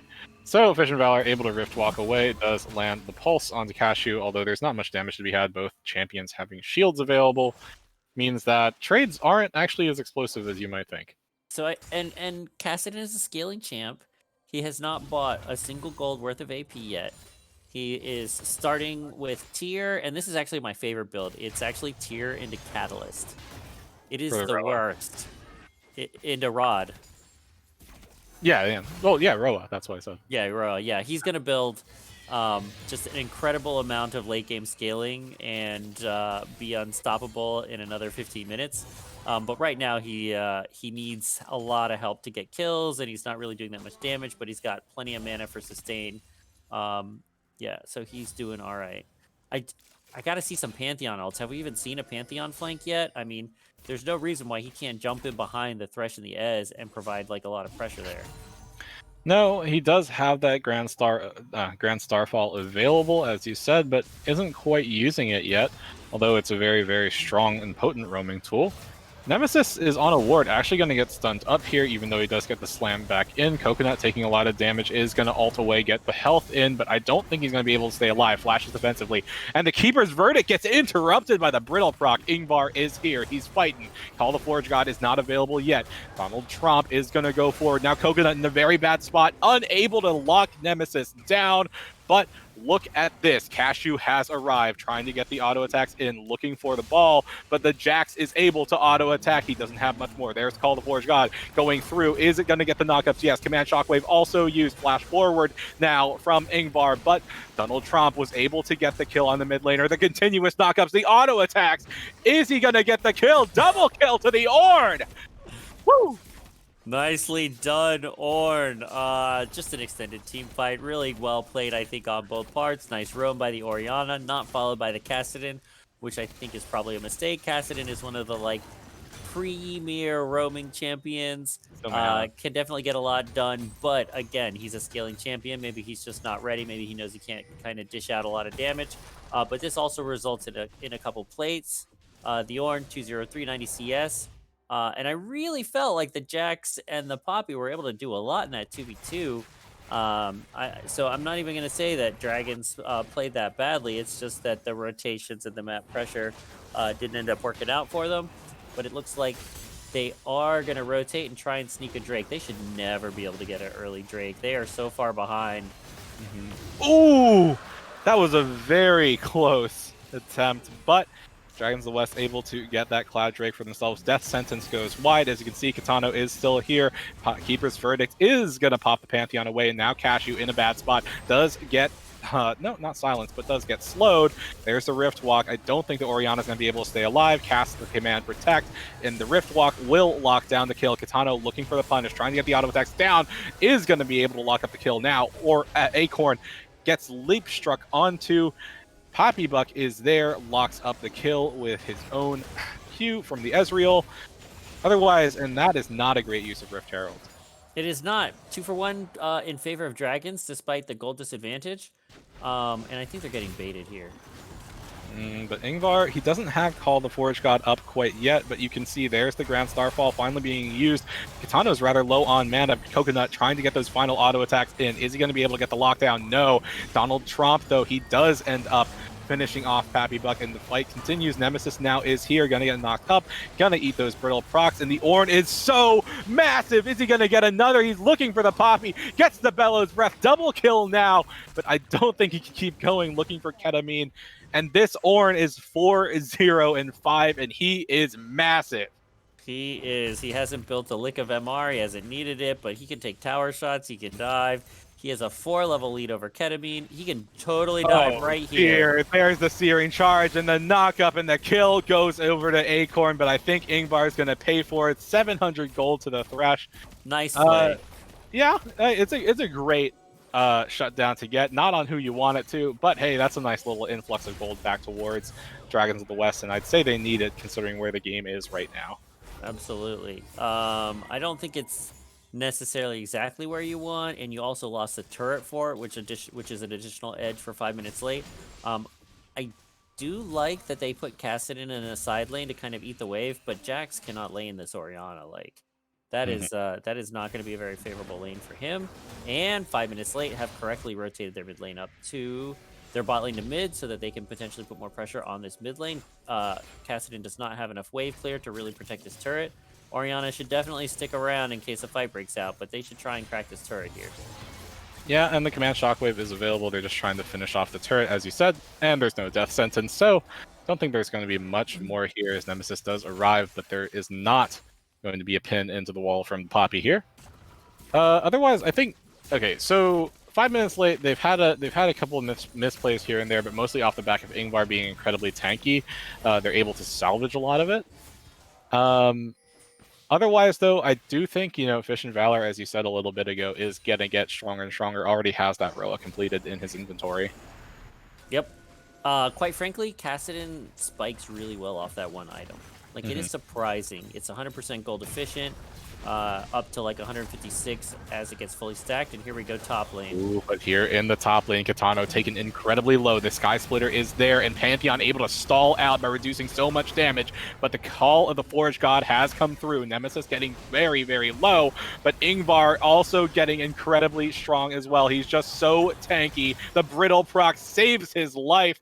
Coconut with the kill this time, as the Dark Passage was actually used to keep Nemesis alive, but you can only take one. They choose to keep the Poppy alive. don't know why they keep trying to fight this Ornn. I just don't know that that's where you want to be here. There's no shred available on their team either. There's no like cleaver. There's no. Oh dear, and that's just cast. Like if that's level 16 cast, and it's over. But Vision Valor able to stay alive through the virtue of his support right there. Nope, Super Mega Death Rocket not off cooldown yet, so not going to see a potential long range kill off of it. But the dragon is going to be spawning in 50 seconds, and you can actually see Coconuts here looking to grab up the second Rift Herald of the game. Yeah, I hope he uses it more effectively than he was able to in the first round. I feel like it was a big misplay for 5 minutes late to miss that second dragon. That like delays Dragon Soul, which is one of the ways you really kind of scale out. As it is, they're collapsing on this Herald. This Herald is absolutely going to dragons, and given that Dragon is up in 25, I feel like they should have just rotated down and taken Dragon. They don't have the opportunity really to contest, although, here we go, Ornn is here. There's the death sentence. As you said, the Ornn has arrived. Orianna here as well. Nice Searing Charge into the knockup onto Nemesis, uses the Steadfast Presence. Is he going to get out? Yes! Dark Passage, wow, it is saving people left and right, but there's the death sentence onto Cashew this time. Grand Starfall is going to get called in. Pop away? No, not from the Keeper's Verdict. As you can see, Dragons of the West, they do need to reset before they try to hope to look for this dragon. Although you can see Fish and Valor, he's the only member of his team down there, as the rest of 5 minutes late are going to get onto this Mountain Drake. I don't know why Orianna is not ulting. She is like within ult range in like good position like a lot of the time, and she's holding it. It is a powerful spell on a very low cooldown. And there was an opportunity in that choke behind Red a second ago to use it, and she just did not pull the trigger. And you talk about pulling the trigger, they try to engage onto Donald Trump. He is gonna. Okay, wait. There's the shockwave a little bit late this time. A little bit late. It was terrible. I'm trying to be a little bit more political about it. So like so clearly once Pantheon goes on, that's it. Like burn your ult for the kill. Place it directly behind so that the champ gets further pulled into your team. Call it a win with the extra pick.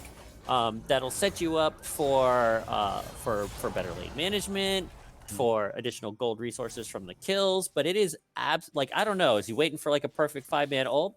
Because that's gonna be hard to land at like high plat. This is not a team that's gonna clump around an Orianna. They know how to play against it. You've got to just kind of take what you can in small chunks. Yeah, I'd definitely say so. But something that works out to 5 minutes late's credit this time around is they did get the Drake. There was no possible contest from Dragons of the West this time. And as you can see, it's going to be Mountain Soul this game. And something that works out quite well for Ornn is getting tankier and tankier and tankier as the game goes on. And the bonus resistances from Mountain Drake definitely add a lot to it. Kitano takes a huge chunk from the Poppy there. True Shot Barrage, also used from Pappy Buck. That is a Poppy with only a longsword to speak offensively, doing that much damage.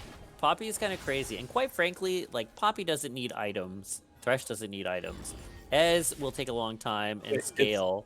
Is Nemesis building a cleaver? Maybe. Yeah, I think he's building, like, that's the ingredients for a phage, and you can also see the Kindle Jam, right? Right. I don't think I've ever seen cleaver belt on a Poppy. That's new to me.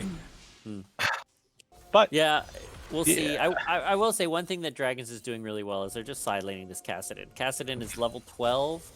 Ornn is the only champ higher on the map, and I feel like that's the right thing to do. Just to kind of get him up, because at this point you haven't even lost inner turrets yet. Ooh, Donald Trump is going forward, pops the Grandmaster's Might, to flashes forward, is able to get the kill. TP coming through now, and woo, that was a nice little interrupt from Ingvar. Are they going to be able to interrupt? And there is no reactivation from Call the Forge God, but Kitano has arrived with the Grand Starfall, as I don't think Ketamine can stay alive with this through the Flay. Is there going to be a Searing Charge? There's the Death Sentence. Pappy Back is here as well, but that's going to be a huge punish as a Sky Splitter arrives. Acorn gets a double kill. Here's the Kassadin. He's Rift Walking. He's trying to get the kills, but it's not good enough as Ingvar is able to stay alive. Ace for the side of 5 minutes late, and they have their eyes on the Baron. TP available for Cashew if they want him to join in. Okay, terrible fight there by Dragons of the West. Look at the death timers. Nemesis is up. Ketamine died in 2 seconds, and then 10 seconds later, Pappy Buck dies, and then 8 seconds. No, you don't trickle in one by one. That is like the worst way to handle a fight. And Ooh, is Nemesis going to arrive in time, though? He is here, pops over the wall. Is it going to get low? Yeah, the opportunity. No! He smited onto Coconut, and that is what you call unlucky. what a game. That's about as golden an opportunity as you can have. Absolutely. Yeah, so I really wish Kassadin had just stayed bot side and let his whole team get annihilated, because he's their win condition at this point. Everybody else is too far behind to really do more than defend turrets. They really should just keep him there. He is level 12. He does have almost 173 farm, which is good for the game. But at this point, the Jinx is 516. She's sitting on upgraded Infinity Edge and Rudens. And the Ornn obviously been huge all game. Got Forge Fire Cape, Infernal Mask, and bought a Sheen. So looking for a little bit of damage on that kit. But yeah, they're huge. Orianna doesn't have a ton of kills, but does have Ludens and is working on haunting guys, and they should just have like a ton of map control. Here we go for this fight around Dragon. Oh no, Nemesis, he's just eating up so much damage, and there is the shockwave. Cashew gonna be able to lock down the enemy team's jungler as the rest of 5 minutes late. They continue to walk forward. Call the Forge God is used. Is it gonna find a knockup? Yes, it does. Straight onto Fish and Valor, who flashes away, and I don't think the rest of... Oh, that was a very nice flash. Ketamine right there to stay alive. It was good. Nice fight. I mean, this is just what you do when you've got incredible strength on the map. Is you don't take the objective, you take the fight, and then you back to the objective. So all they need is one pick. That's all it's going to take. They've got so much strength. Just as 5v5, 5v4 is like embarrassingly easy. As it is, they've got Baron. They're splitting 2-3-2, which is kind of a weird way to split, but they've got Jax in a side lane, and they know that they can only bring 4 to fight. But here they are. They're doing a great thing. They're going ahead and just taking 5 mid, because there's no way that Dragons can compete against them when they only have 4 defending. When they've got either Kassadin or Jax splitting, they are not going to be strong enough. I wish they had just stayed and brute forced that turret.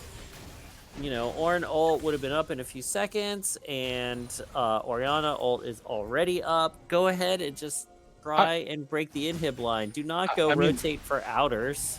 Beyond both of those, Volibear ultimate turns off towers for 3 seconds. That's definitely a dive that they can take, and I really do agree with you.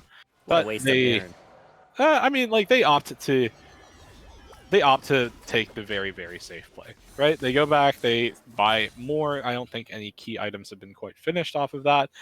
But is the Baron up? Yeah. No.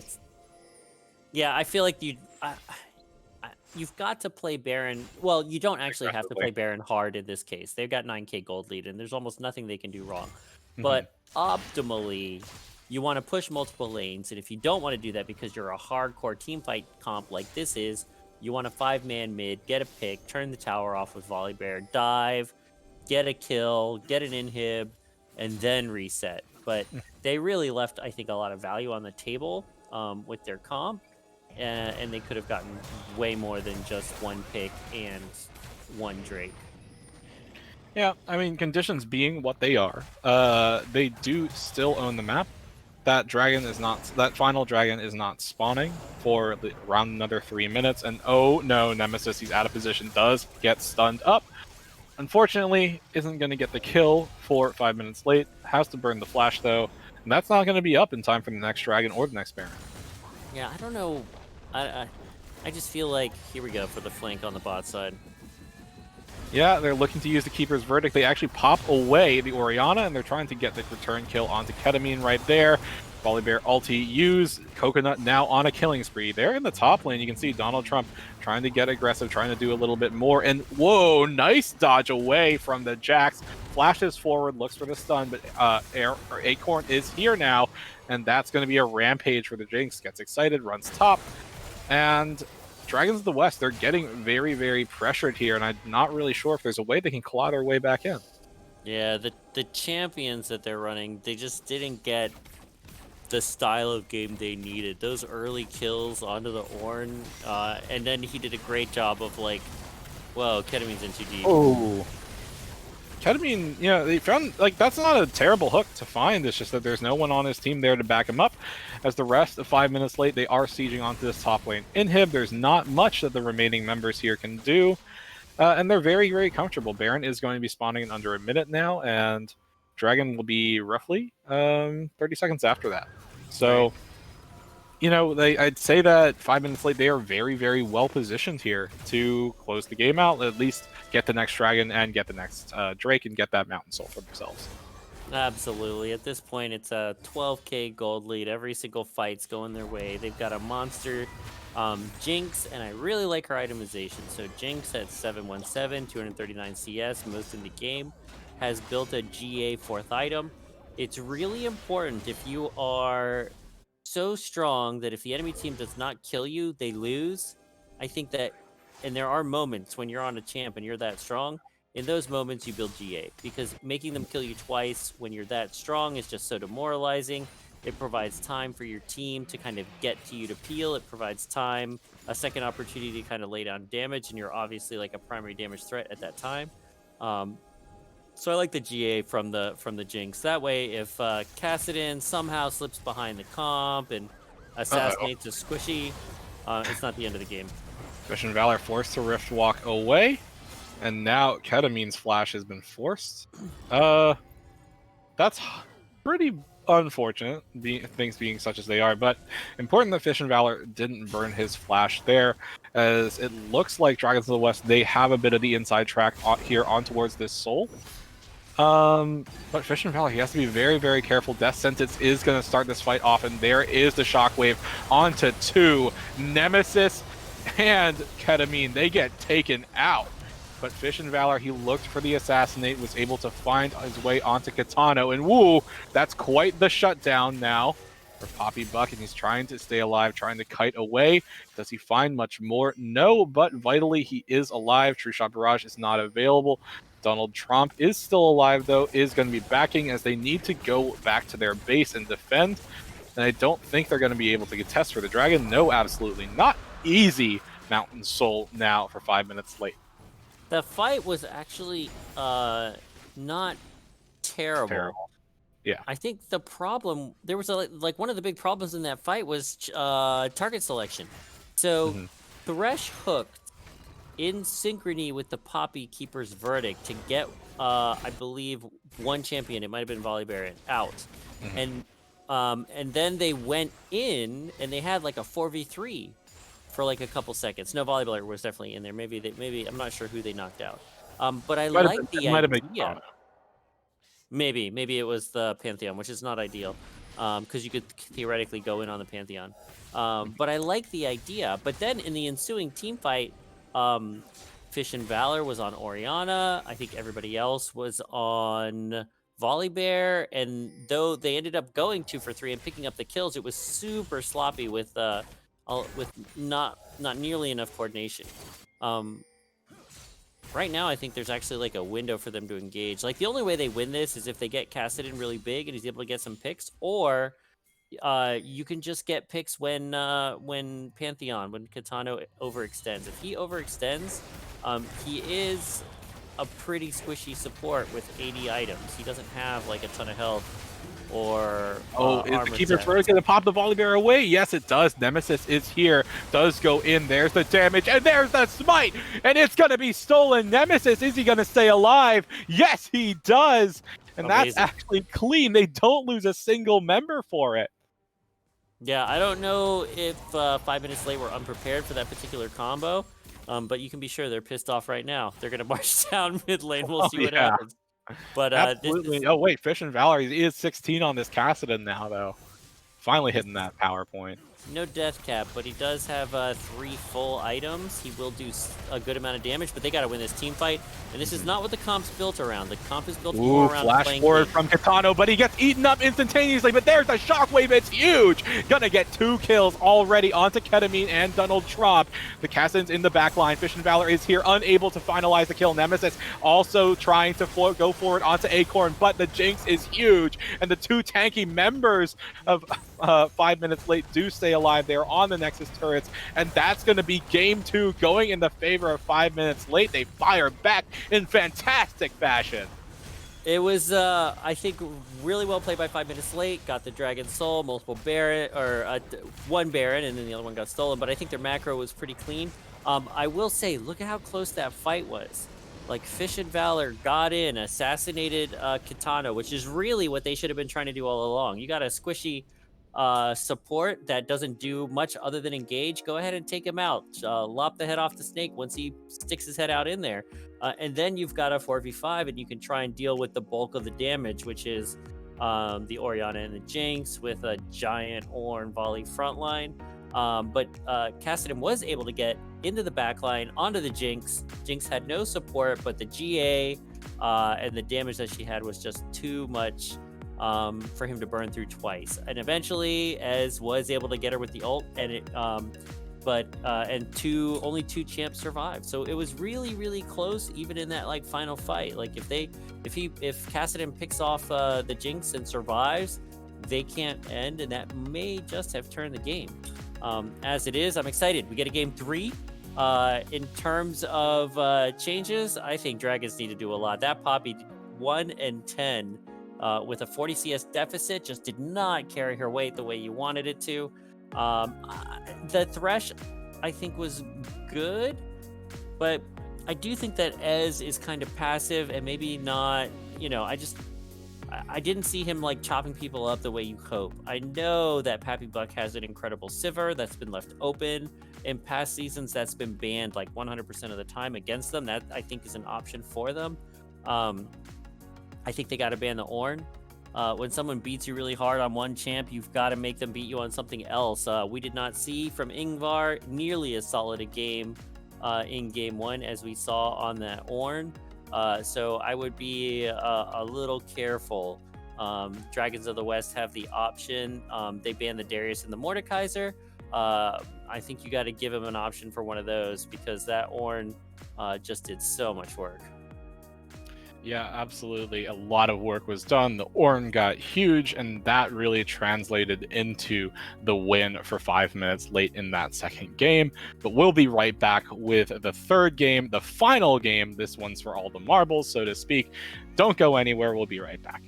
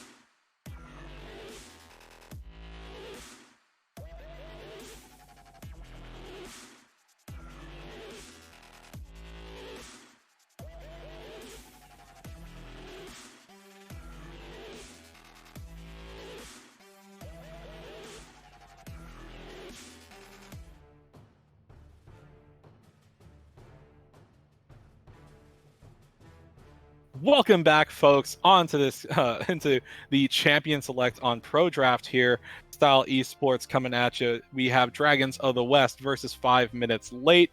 Going into Game 3. Game 1 was all about the Dragons of the West. Game 2, 5 minutes late, turned it around with an incredibly tanky Ornn pick and, really strong punish at a level 1. But we're going into Game 3.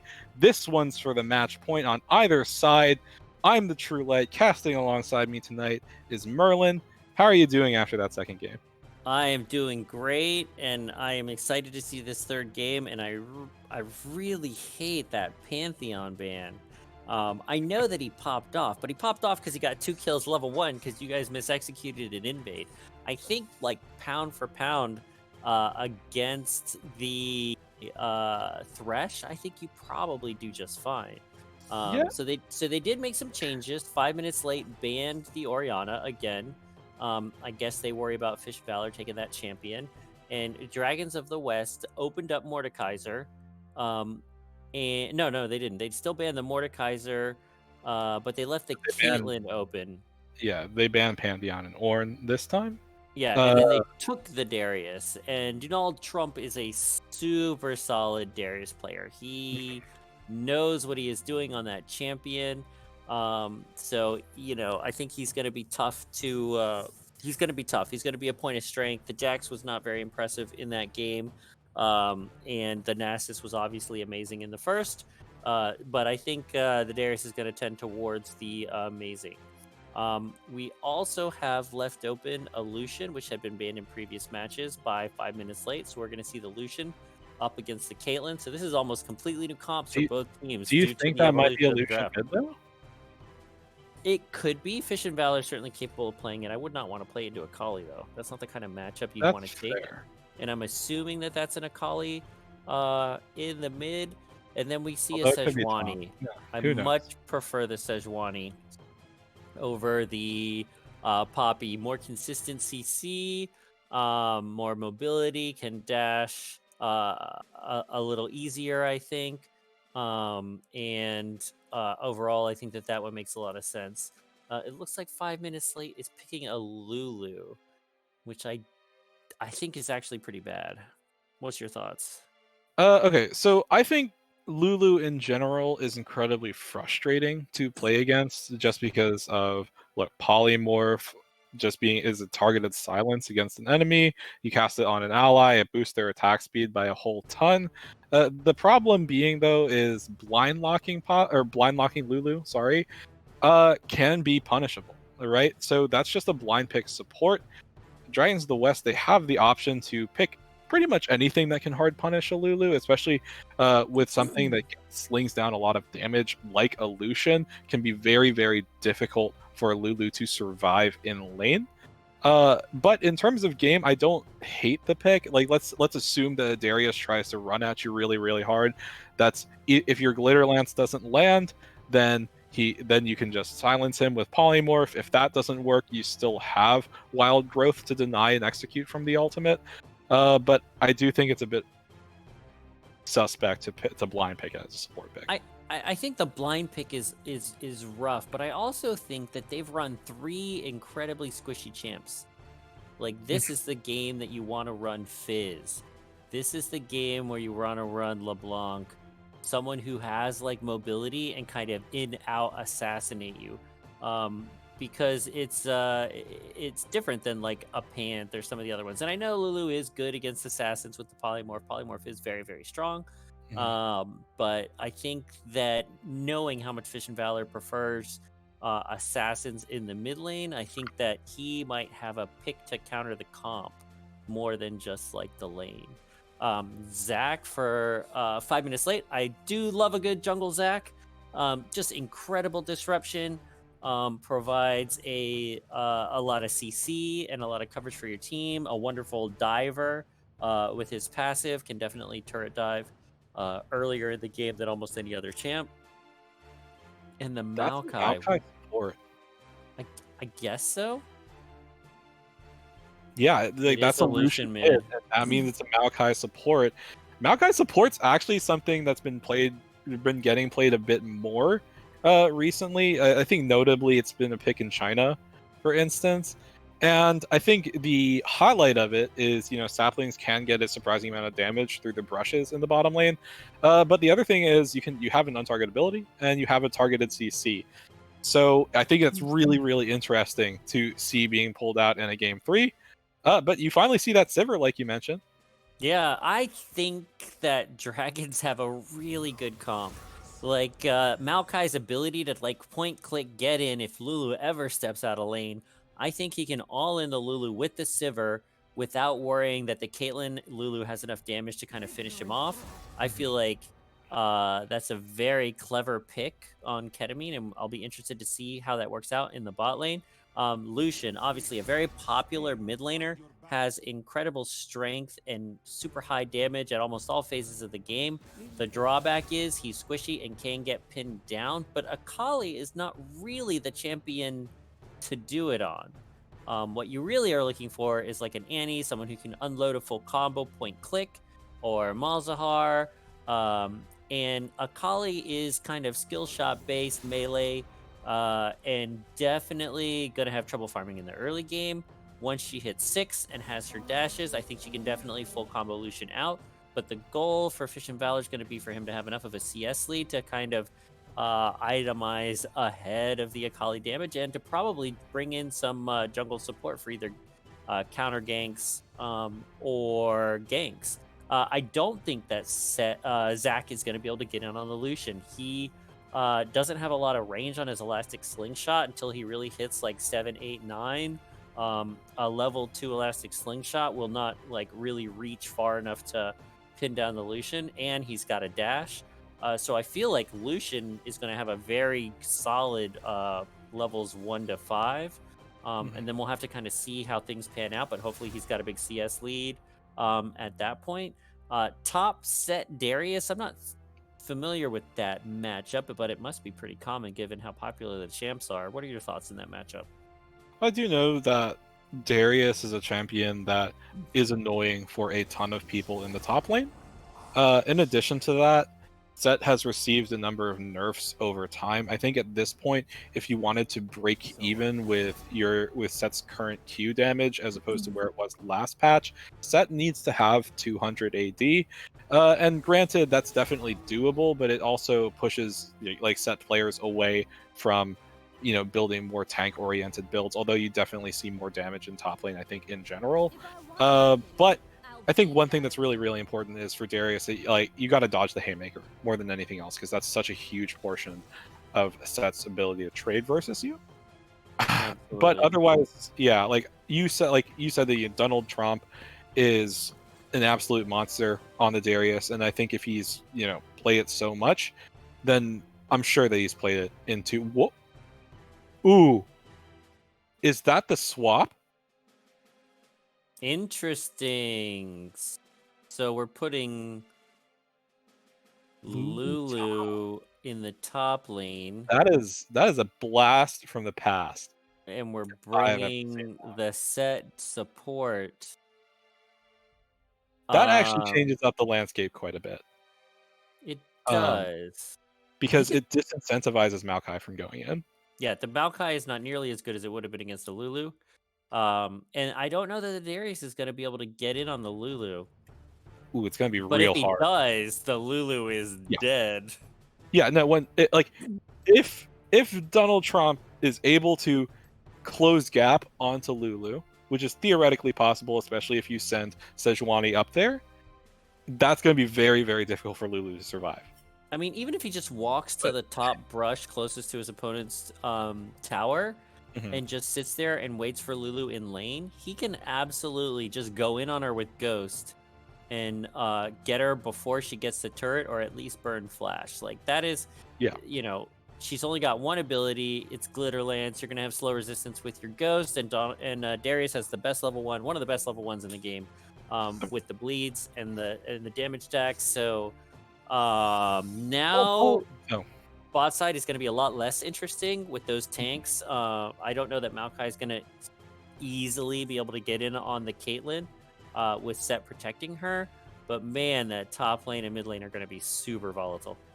Yeah, I mean, I think the thing is that look, if Darius does pop Ghost against you as Lulu, uh, you actually have to save. You either have to save your polymorph for him being under your tower, or you actually just need to burn polymorph on yourself. Give yourself the attack speed to get back to your tower, or give yourself the movement speed to get back to your tower as soon as possible.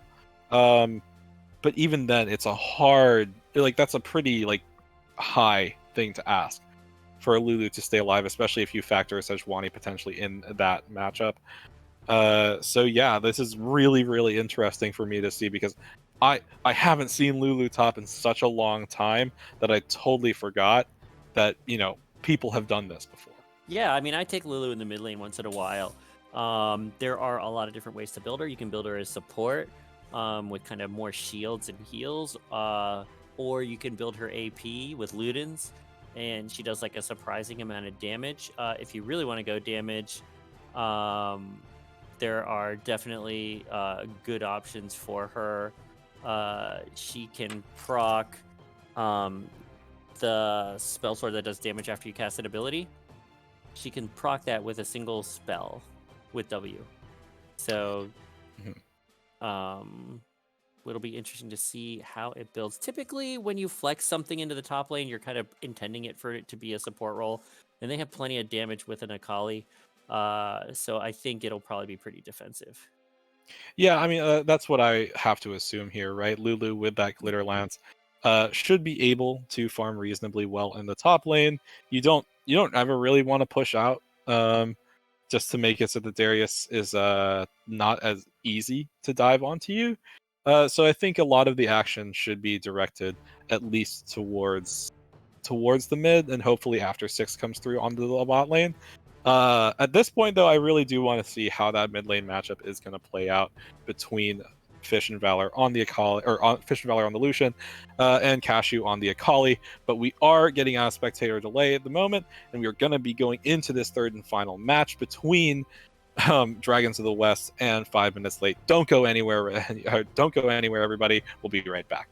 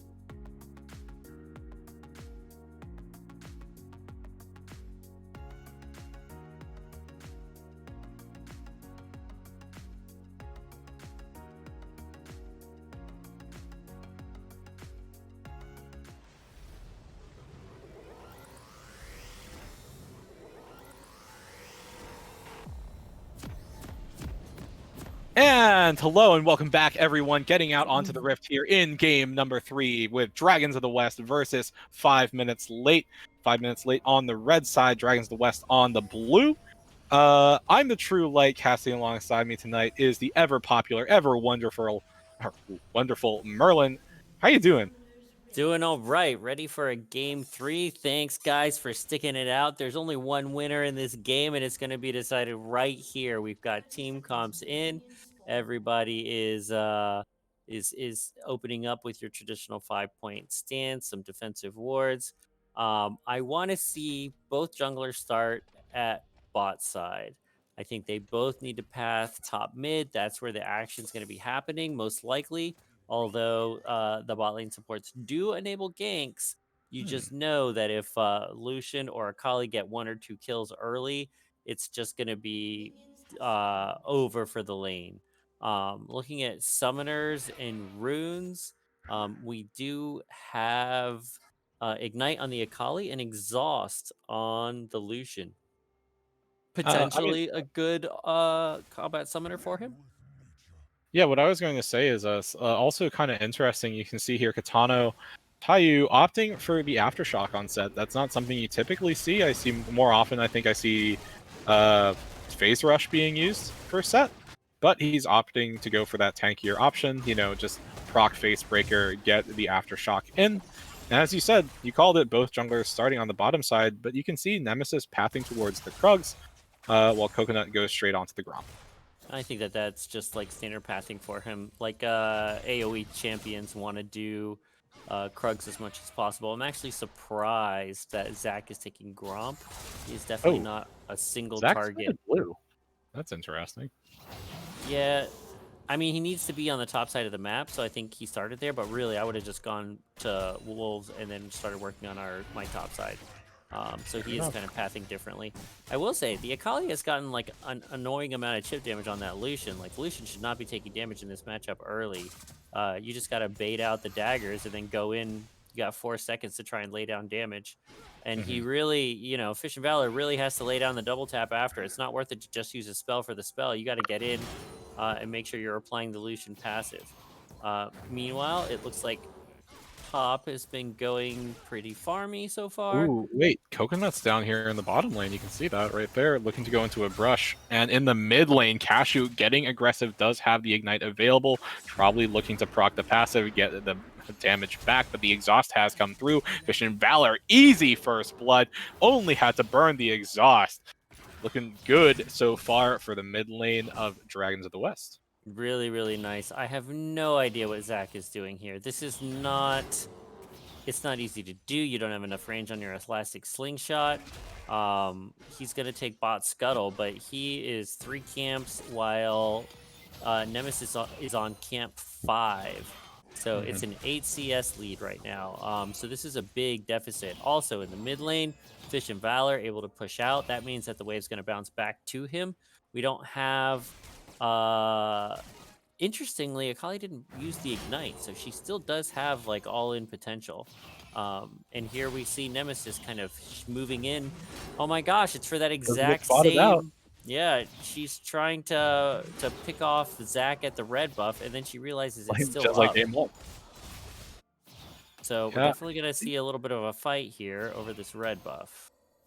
And Donald Trump actually does have the push into the lane. You can see there, Coconut actually on the red buff right now. I don't think that Nemesis has shown himself quite yet. Maybe just looking to just smite steal it away. You can actually see Coconut's smite isn't quite available. And there is the Sejuani. And the steal actually goes onto the side of Fish and Valor. Gonna be able to take down the Zac almost certainly. TP not going to be used from Ingvar.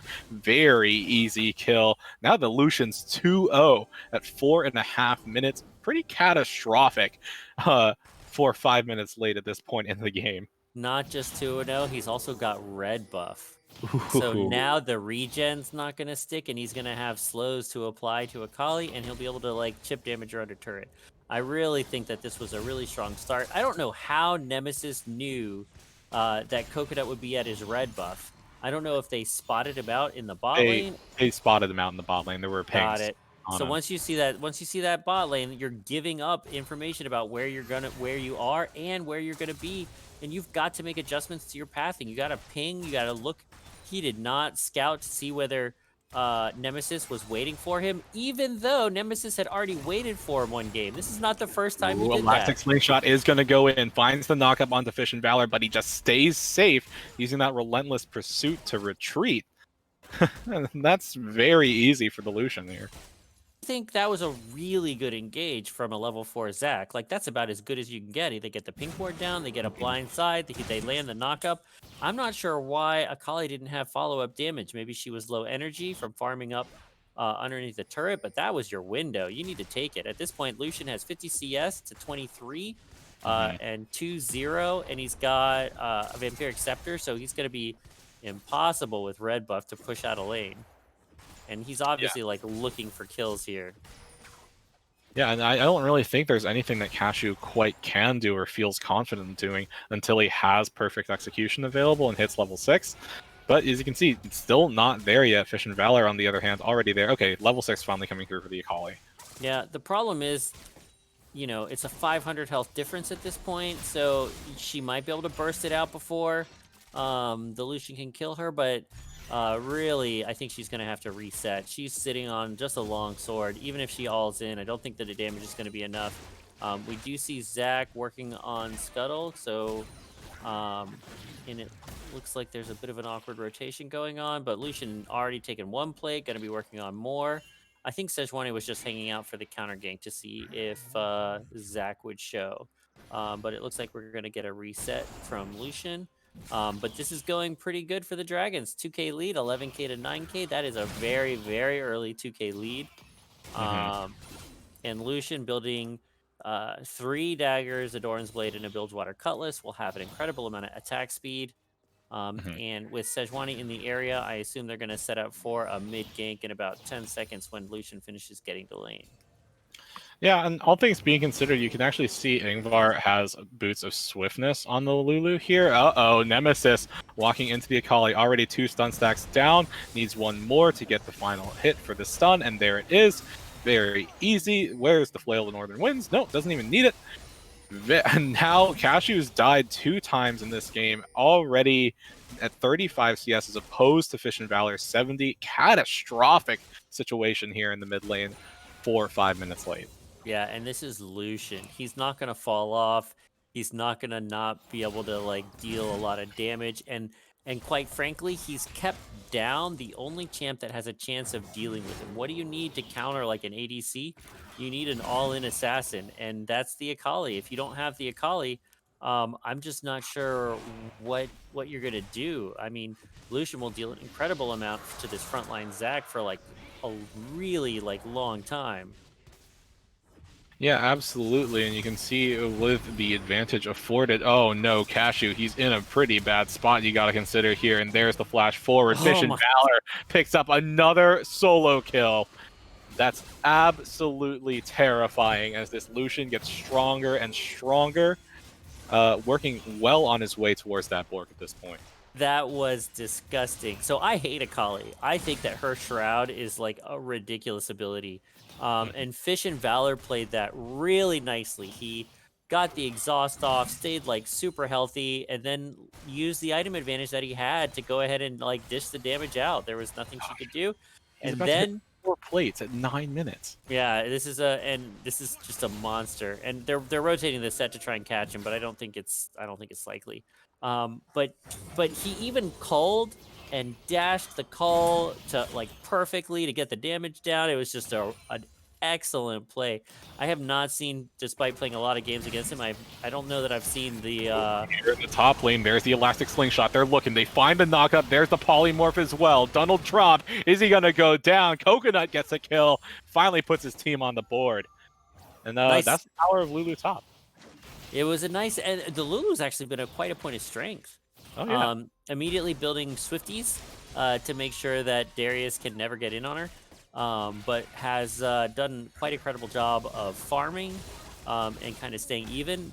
At the same time, Darius doesn't need kills to take over a game. He can absolutely do it just on being farmed, and he is certainly getting a fair share of farm. Yeah, I mean, the thing is, on the hunt being popped, and now there's the engage onto Ketamine. He's gonna get pulled back in by the Facebreaker, but oh no, Cashew very, very low, ends up dying to the Maokai ultimate. Taiyu next on the plate as the culling is used. They're unable to wrap up the set, and that is just another punish on the Cashew. Very, very difficult for the Akali in this game. Yeah, and just taking 500 or 600 health off that set, that was one rotation of spells. Quite frankly, they could take 2 turrets here. The world is this Lucian's oyster. He is gigantic. Yeah, one thing I really wanted to touch on just before that fight broke out, you can take a look at the gold really quickly. 5.6k on Fish and Valor at this point. You look across the rift for Cashew. just about to hit 2.6, almost a 3k gold lead. Fish and Valor well ahead of double his opponent's gold. Yeah, incredible performance by Fish and Valor on this mid Lucian, and it's a completed Blade of the Ruined King. Blade of the Rune King. That is like just so far ahead of everybody else from an itemization perspective. Um, yeah, they have to play around the Lucian by never coming near him if possible. As it is, they're setting up a dive on the Lulu. I don't think Ingvar can survive this. He uses the wild growth, but that is just another kill into Fish and Valor's pocket. Does eat a few turret shots, but I don't think that's the end of the world. And now the Rift Herald being popped here in the top lane, gonna get even more for Dragons of the West. Yeah, that was pretty clean. They cleared the first 2 plates, so the Herald gets it down to a manageable state, and if they played it super carefully, they might be able to get another charge off of it. Akali is there defending, so I don't know that they will necessarily be able to get it, but it's possible. Oh no, there's the stun. So much damage on the Akali, and it does get that additional charge off. TP even used from Ingvar to back up its mid laner. But like you said, it doesn't make much of a difference. That charge did go through. Cashew so squishy on this Akali so far. And I'm not 100% sure what 5 minutes late can do against this massive tide that is Dragons of the West. Right, Dragons is playing this really nice. I also want to point out that it's actually a comp that works really well. Like, they knew they were going to need a little bit of jungle attention in this mid lane, and this mid lane was going to be volatile. So they went again and took Darius and Sivir. These are champions that can kind of hold their own in side lanes, and you don't need to give them a lot of help. They're pretty safe. They scale well into the late game. So even though this Sivir is 0-0-1, and you're like, that's been a boring farm lane, she's going to use that farm really well. Like, she's going to be able to speed everybody in. She's going to be able to lay down AoE damage. And yeah, the Lucian is obviously going to be the primary carry with solo lane gold and solo lane levels. Ooh, but here in the bot lane, Katana was able to get that engage off, but uses the showstopper on to Donald Trump, and it looks like it's going to spell his death as the set does fall down to Pappy Buck's auto attack. The rest, 5 minutes late, have to run away to the hills. There's nothing they can do as the second dragon is going to go down in the favor of Dragons of the West. Nicely done. It looked like they were trying to collapse on the Maokai, which is a little bit dubious. It is difficult to collapse on kind of a full tank. But they gave it a try, and it ended up that Dragons was able to kind of rotate faster.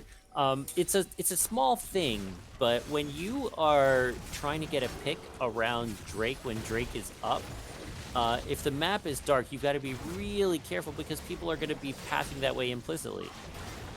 My word, every single plate but 2 falls down there, and in the fight you can see Coconut taken incredibly low, although there is the punish. Nemesis falls down, culling being used this time. Fish and Valor doesn't really get down much meaningful damage from it.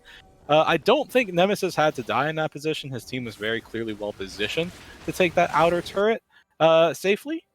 But yeah, I have no idea what he was doing. It's also not the biggest loss in the world for Dragons of the West. I mean, they are definitely far ahead, but the way you come back in games like this is by taking mana fights, and here's another one. No, Fish and Valor tries to get the final auto attack off, doesn't. It ends up eating that 90 caliber net. There's the slow, there's the polymorph, trying to stay alive. Nice shutdown into Katano's pocket. He gets the haymaker, and there's the flash apprehend, looking for the punish. Is he going to be able to get it? No. And there's the re-engage from the elastic slingshot. Nope, they call it off. Nothing else to get there. And yeah, shutting down Fish and Valor is pretty darn huge. Not only that, they burn the flash from the Darius, which is really nice. Nice steps back into the game, but they're not there yet. Still roughly 6k gold down. Yeah, I think Dragons is really strong right now, but all their gold is on the Lucian, which is actually a pretty dangerous way to play kind of through the mid game. You really want to spread it out so that a single pick doesn't destroy the amount of gold you have as a team. So I think more caution is definitely warranted. I have no idea what the Sejuani was doing that deep in the jungle. There's no point in like soloing out their jungler. It doesn't matter to kind of keep that Zac down. That's not an important part of the comp. Zac's always going to ult, he's always going to CC, and he's always going to take a huge chunk of time to kill. And you really don't want to kind of feed over a kill for a maybe which is what they ended up doing. Mhm. That said, they have all the outers down. All they have to do is play clean macro, push lanes, put Lucian in people's faces so that he can chunk them out, and rotate for objectives, and they should be fine. They've got 2 Drakes already under their belt. Mhm. Um, Herald is up in 48. Next Drake is in 2, and it's not particularly hard to kind of push this lead.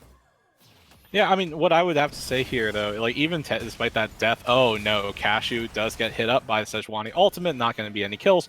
To finish my thought, though, Cashew is only going to be finishing first item soon, and you can take a look at Fish and Valor. Already has the completed Bork, full Essence Reaver, also the Berserker's Greaves.